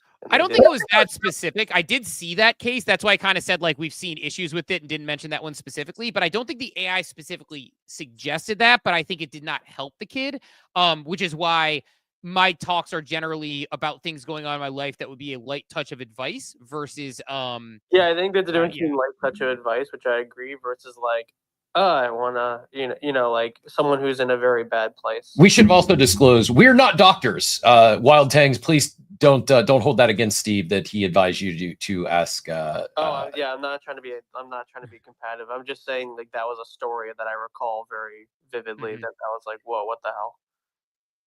Yeah, for sure. Yeah, I came up to tell you so I've really dived into AI significantly. So we'll cover a few parts. One, there is a mass exodus of developers from crypto. People don't want to hear that, but that is true. The reason that happens to be because of AI.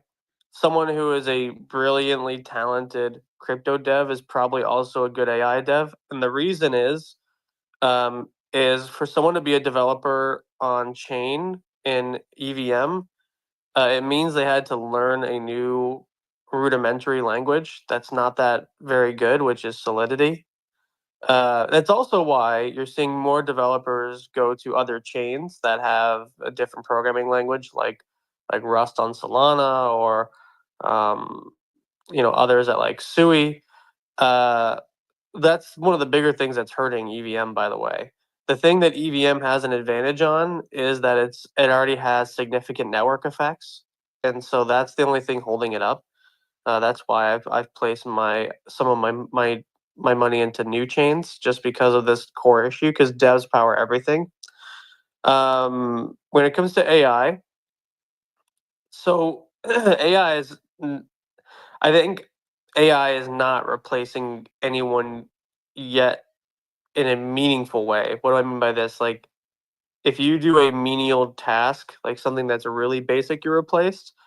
But I've been using AI to evolve my agency, and one of the things we've been doing is creating advertisements and commercials using 100% AI. And I can pin to the top, some of our tests that we've done, and I can tell you that it is not something where you just type in what you want and it magically spits it out.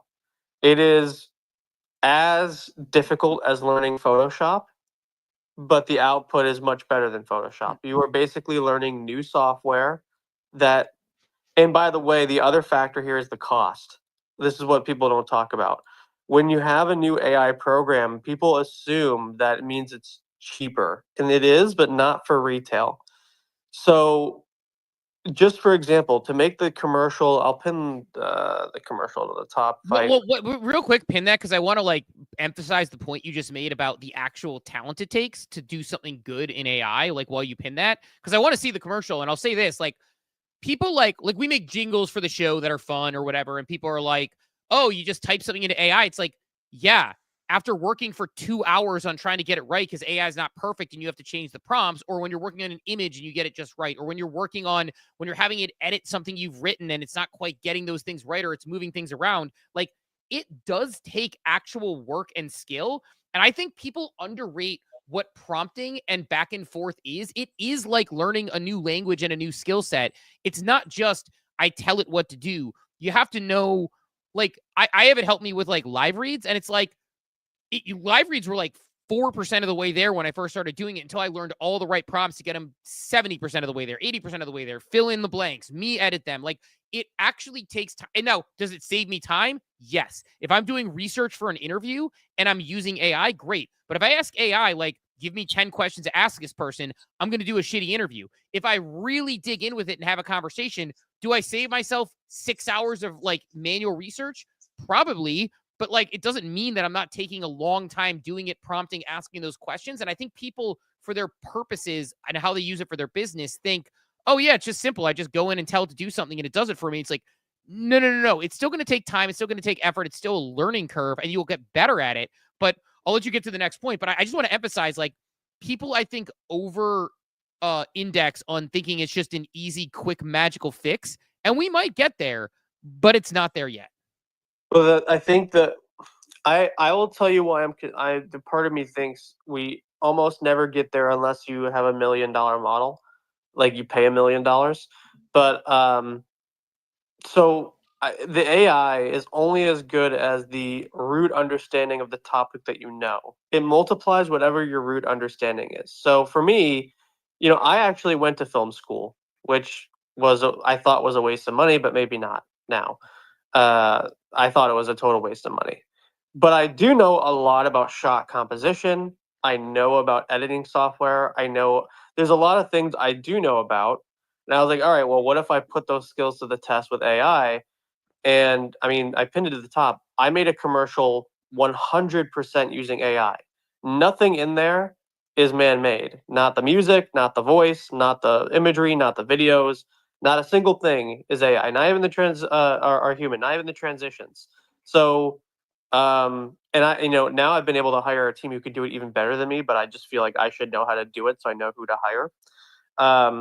But I guess the point of that is that AI, if you only think of AI as a chatbot, then the AI is not good. If you think of AI as a way to multiply whatever you understand and can compose, then it's really, really powerful. But the problem with AI right now is two things. One, the RNG on output. The RNG on output greatly increases the cost significantly. Like, I can tell you, to just get started to make AI commercials, to get started, not to actually do it well, you need to put in $1,000. That already is a barrier to entry that 99% of people will not go into. And then you have the problem of, once you pay the initiation fee of $1,000 between all software, then the next problem is, how many credits are you using within that package, and how many pieces of output are you generating if you're going to build a real business? Which means, if you're going to do that, you're scaling it from 1,000 to about 5 to 10,000 a year on just that software. And then the other problem is, if you're rendering a lot and you need to use not just their compute but some of your own compute, you have another $5,000 to $10,000 cost on your own rig and machine. So what it does is, if you want to make the next generation of whatever it is you're building, then there is a lot of room for AI, because it puts you on the same level as Disney, or it puts you on the same level as Paramount. But it doesn't give that level of Disney or Paramount access to a retail person who pays $10 a month. So what it does is, it makes something like me, who's like, a 7 to 8 figure agency, have the same output of a 9 to 10 figure company. Same thing for what you guys are doing. You have a media company that is probably a 7 to 8 figure company at start, but now you're going to have the output ability of a CNBC or a CBS or whatever whatever the hell you want to do. And that's where we're at right now in AI. And does it get it easier? Maybe. But to a degree, no, because again, you still need to understand the root structure of the thing you're composing for the AI to know how to do it in a unique way. Yeah, I think the other thing you said there that is an incredible, like, I agree wholeheartedly, and I think the other thing that's important is, like, you mentioned the film school and knowing shot composition. I think that's actually a relevant part of it, where it's like, to give the example, as somebody who literally, I get accused of using AI in a typo laden response that I'm just responding to on the treadmill because it's the language I use. I have an ability to get AI to do things that I really want it to do in a, like, example. I'll see someone who used an AI for like some sort of copy, and it's got really bad word echo.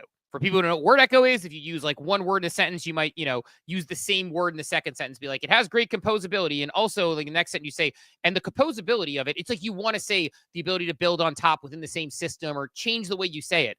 And like those little things where I could say, like, I could put in something that I think is really well written and just say, can you help me remove the word echo and give some suggestions?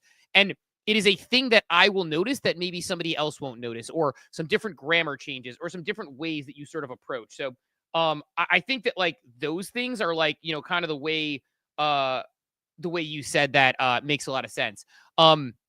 Let's go ahead and hit hands. We'll hit hands relatively quickly here, because I know we got to wrap, I think, today actually around 10. Good insights. Let's go ahead and hit Wild Tangs, and we'll hit Joe, and then we'll probably close it down from there. A couple things we got to get finished and ready for ApeCon tomorrow. So Wild Tangs, go ahead and get in here, GM. Hey, GM. I'll be quick. Jonah, sorry to pin over you, but I just, there's another example of AI video quality that's almost exactly your point about how they did some of the shot lists, and then basically use their knowledge of film and lighting and color to discuss how to make it a real story. But the quick thing I wanted to hit on was from earlier. So last time we talked, I was the Cardano dev, and then so I kind of buried the lead. In my past life, I was one of the founding members of the Amazon Alexa. I was on the founding engineering team there, and did a lot in AI and stuff. So one of the things that I just want to hit on is, why is blockchain and AI so appealing at the same level? I think there's essentially two reasons. One is they both deal with data, right? They both deal with massive amounts of data, blockchain in the form of public ledgers, AI in the form of essentially training data. And you've got this really messy data that you can do a lot of like analytics on, try to find the signal to the noise. I spent a lot of my time doing neural network sort of implementations, and a lot of work on like sort of the pre-transformer stuff. Like, there's just a lot in the data synthesis that attracts these real nerdy people. So I think that's actually a very salient point, that blockchain is going to absolutely bleed talent with AI, especially as AI gets more funding. And then the second thing is like the decentralization ethos, I think, is right in both of them. There's obviously blockchain is open source and very focused on like decentralization and empowerment. AI right now, I think the only thing that's stopping it from being like a full 100% takeover of the blockchain industry is it's relatively shitty for open source, because basically OpenAI, Claude, all these others, honestly, the non-Chinese ones have, other than Facebook, but Facebook has its own problems, have really focused on closed source and kind of like a land grab. So I'll be curious as time goes on to see if there's more open source and if that draws even more and more of the top level people. Like when we were at Amazon Alexa, just to retain talent, we would have to let them publish open source, which is a crazy thing to think about. Like people wanted to work for free or they would quit. So anyway, just want to add those 2 points, which that was a very good conversation. Just one note is that commercial you pinned to the top, because now that I've done this so many times in the last 2 months, that commercial is basically impossible for a normal person to make, not because of the prompting, but the cost to make that particular commercial is not feasible. The one that I made was done for under 1,000 in terms of, it's just more of a time cost. That commercial I could make, but if I do, I'm scaling costs because, again, the problem right now with AI is its contextualization and continuity. So I have to, it's basically playing a loot box, and every time I generate a video, there is a 20% chance that it lands on the continuity that I'm positioning it into. And that's not a problem of our prompting. It's a problem of like the AI just doesn't have enough context yet. And once you start building longer commercials, anything past 30, or sorry, past like around 18 seconds, the AI starts to become even more sporadic in its random generation. So these people had to be sponsored with a fuck ton of credits in order to actually hit the generation correctly. This is actually very, in many ways, misleading advertising as someone who pays for their professional service. Like I pay the people who are sponsoring that commercial, I pay the pro model.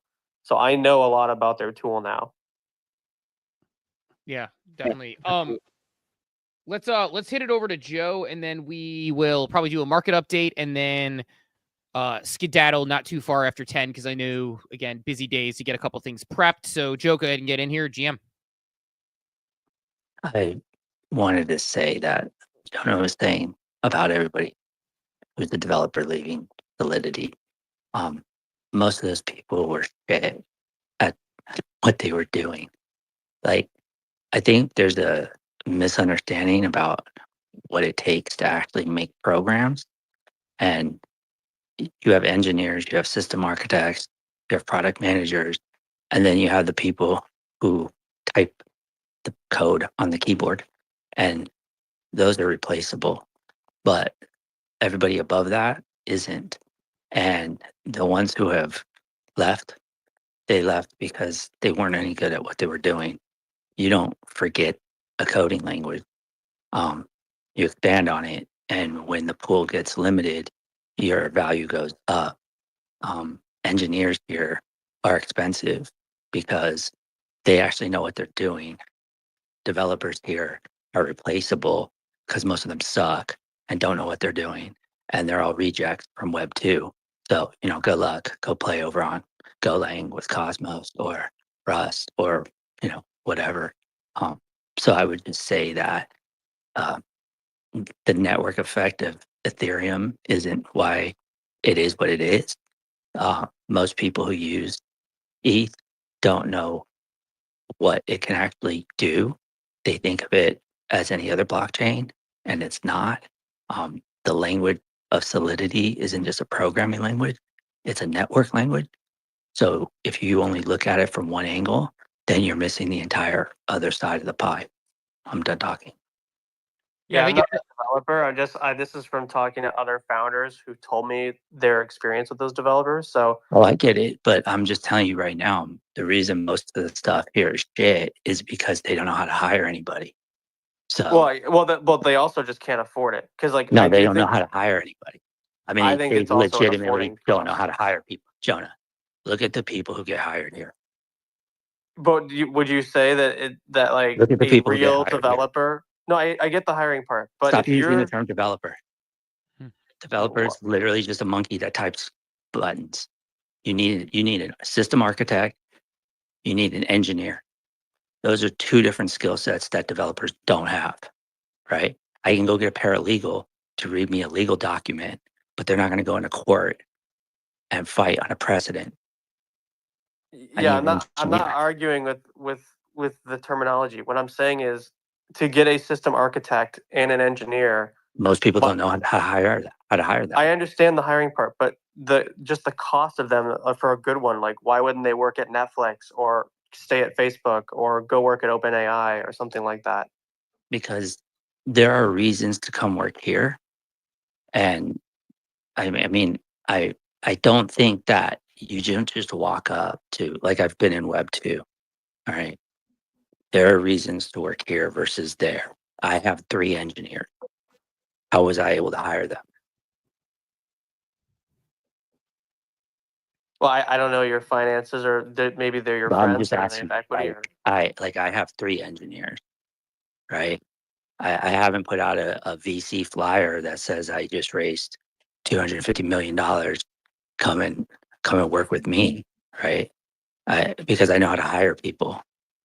So like just because somebody who says that they're a founder doesn't mean they're a founder. Just because somebody has money doesn't mean they know what to do with it. Just because somebody's hiring people doesn't mean they know how to hire people and are hiring the right people.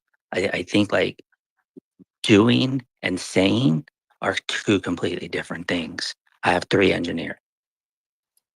Yeah, I don't think we're disagreeing there. It's not for me. I really don't care who's honest or not about that. It's not about honest. I It's only look about at the their fact that, output. Like, what did they right, build? but Jonah, you're a young guy, okay? So like, it's not about them being honest. People who've never done it don't know how to do it.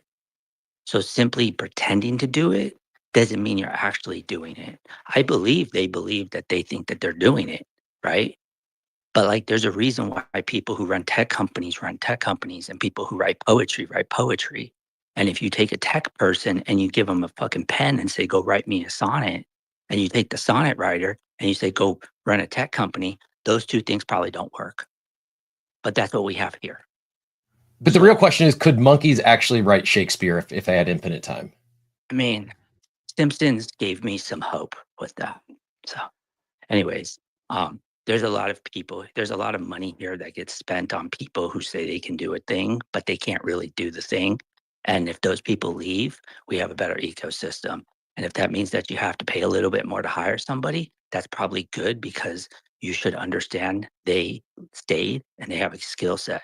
But don't be uninformed in hiring people. Go hire an informed person to help you. I'm done talking. No, I feel this as far as I think both of these things exist. I do think there's some validity to Jonah's point about like there is a tipping point where if money is going out of the space or not as into the space, you do have to pay a lot of money. And somebody says, I could work at, again, a Netflix, a Facebook or whatever. But I also think, to the point Joe's making, like, no disagreements on my end. I know a lot of people who have paid a lot of money to do a lot of things. I had a conversation. This is the crazy part. I had a conversation. I'm not going to give super details. There was a company that I was advising that hired a person to help them do marketing. And when I looked, they said, like, look at all these views we're getting on YouTube and Spaces. Clearly botted, clearly fake. They had like 10,000 people tuned into their space with 3 comments. It's like, seems maybe a little bit fake there. And when I told them this, they actually, this is the kicker, they didn't seem to care. They actually seemed like upset that I told them this, that they had wasted the money. And I see this on a regular basis where people do spend money. Got some marketing manager fired.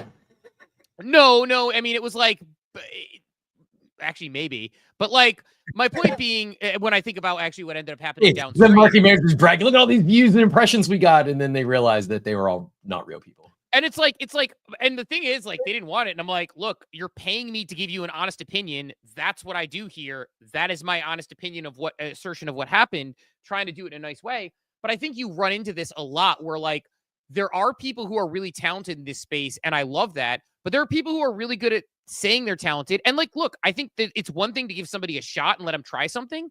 I think it's another thing to assign expertise in an area where it just doesn't exist. I see it all the time with various, things that people say or false comparisons they make. And I don't know. I won't go too deep down the rabbit hole, but I think a lot of people hired a lot of people that maybe said they could do something that couldn't.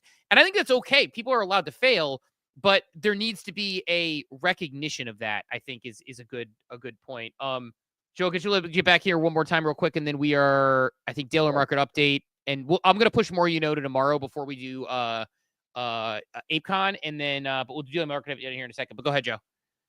Just really quick, and I'll ask a question really quick. It said, how much did the teams pay the engineers who built their MEV systems for what happened over on Pump? And you got 15 teams that were running their system. If they would have got a dev, because that's what they could have afforded, then they wouldn't have been playing in a pool of $1.2 billion to extract. So how much do you guys think they paid those guys? They just throw a number out. I couldn't even begin to guess. I don't even know what the rates are. The $500,000 a year, and they had to lock them in on a 2-year deal, even though it was going to take a month to build the thing. But you have to do that because you can't let the guy go. He's going to go build his own thing because now he knows the DeFi side of what he's building. So you have to lock him into $1 million contract. But that's okay because you're chasing $1.2, $1.3 billion, and there's only 15 people in the world who know that that money's going to be free. So it's a gamble, but teams spend money on good talent because the prize at the end is big enough.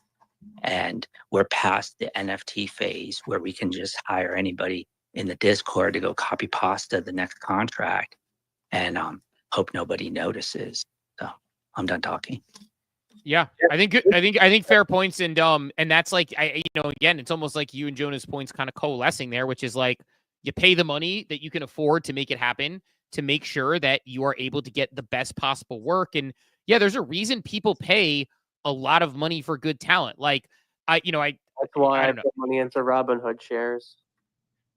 Yeah, but I don't know. I think that there is a major, I think that's one thing that we've talked about with knowing your worth and what you do in various industries. And people need to have their price if they know they actually are going to deliver, because there's a whole lot of people who won't for cheaper. And you can flat out tell those people you can hire that person, but they're not going to. I've had this happen with hosting gigs. I know I can host. I know I can run an interview. I know I can run a stage. I know I can work on the spot when things go wrong.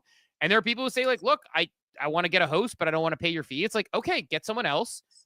I think they'll do a worse job. Maybe they won't, and maybe they're an up-and-comer or whatever, but I know I will do a good job because I've been doing this for literal years in high-pressure situations. I had to go live 4 times in the morning for the local news. I know how to do this. So, and that's 20 years ago. So I just think that there is a knowing talent and knowing opportunity and knowing that it's worth paying for. I think that a lot of the best teams win with the best talent. But, Cap, why don't you do this? Do daily market update, even though I know we are through Awaken Tax just for old time's sake, unless you want to just jump it and go and hit it tomorrow. You tell me. I can hit it real quick because it'll actually tie right into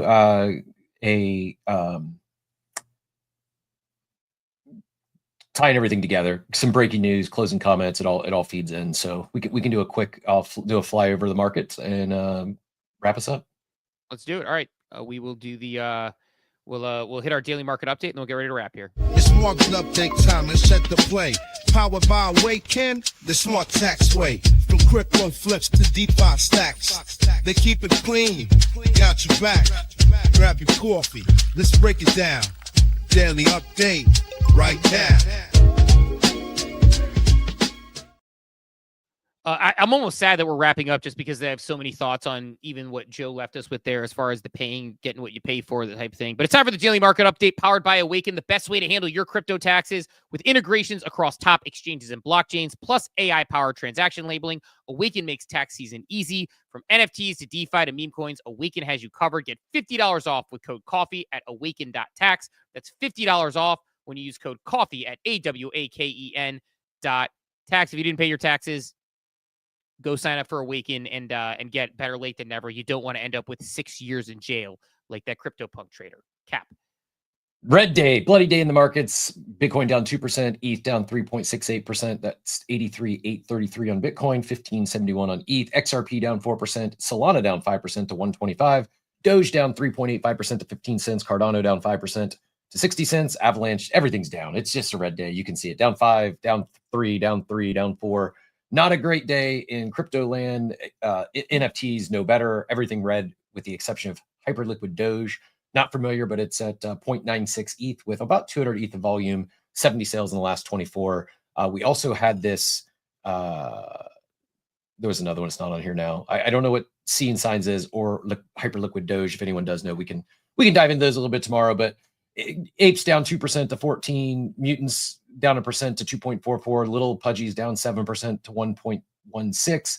CryptoPunks at 43 ETH. Pudgies flat at 9.58. Milady's down 4%. Captains down 5%. And the Kaido Genesis NFT down 11% to round out the daily market update, brought to you by Awaken.tax. Head over there, Awaken.tax. Use code COFFEE if you still need to get your taxes in, or if you need to file an extension, the tech will still work. But the kind of breaking news related to the market here, or at least tokens, is the Radium just launched their pump fund competitor this morning, Launchpad, they're calling it, or excuse me, Launch Lab, excuse me. That went live. They've already got a few tokens circulating. One is a Time was their first token. It looks like someone front ran the announcement, and it's up at a $2 million market cap. So related to the next bit, I pinned a post up top from Arthur, who says the biggest problem plaguing the liquid crypto market right now is the complete black box of how markets and market makers can work together to create an artificial price that can sustain for a very long period of time. This is fresh coming off of that, the OM, the mantra, 90% sell off, and just a lot of funny business going on in the world of alts and some of these layer one native tokens and even layer twos here. One of the first comments in that post from Arthur was clouded saying this is why meme coins took rise in the first place. The pendulum swung far to the other side. Retail kept getting burnt in alts and in pre-sales, etc. The perfect balance is legitimate projects that allow for public exposure early on at good valuations to build into value. This never happens, though, as it also is extremely hard to get a team to execute like this because you don't get attention or support the same as a big, massive VC raises with an up-only chart. So conversation for tomorrow, Steve, but long story short, crypto bleeding. Radium launches their pump fund competitor, and I think a deeper conversation about how some of this funny business, like we talked a lot about Libra and Kelsera Ventures and all that stuff. It's like, I don't think what just happened with the OM token, I don't even know how you properly pronounce it, Mantra. I did watch that CoffeeZilla, by the way, with their founder. If you missed that, that's worth a watch. How that led to this meme coin explosion. I'm not a fan. I know you're not either. I do think there's some middle ground here that hopefully some good teams land on, that's somewhere between the highly manipulated funny business that we're seeing with these these tokens that are pumped and manipulated versus the straight fair launch of a launcher. But like I said, conversation for tomorrow. Good show today. Enjoyed the conversation. Appreciate everyone who came up. And as we close out, if you haven't yet, hit that reminder for tomorrow. Like I said, this space will roll right into ApeCon at 9 a.m. Eastern tomorrow. Would love to have a full house for our new guest. We bring in at 9 tomorrow. Yeah, looking forward to that opening keynote. Garga, right? I mean, so that will be good. So Garga on to give the opening keynote tomorrow. Speaking of poets, as Joe mentioned, should get a good opening keynote from him. Lead into ApeCon, and then we will ultimately have a good startup competition. I'll tweet about that later today. You'll have a little more information, but should be a fun one. That said, we'll let everybody sail off in their day. Thanks to everyone who came through this morning. We will talk to everybody bright and early tomorrow morning at 8 a.m. Eastern time from IdCon. Have a wonderful day, everybody. Thanks for tuning into Coffee with Captain, powered by ApeCoin. We hope you enjoyed the show, and remember, nothing we discussed today is financial advice. Until next time, keep exploring, stay curious, and we'll see you soon. Have a great day. Welcome to the future.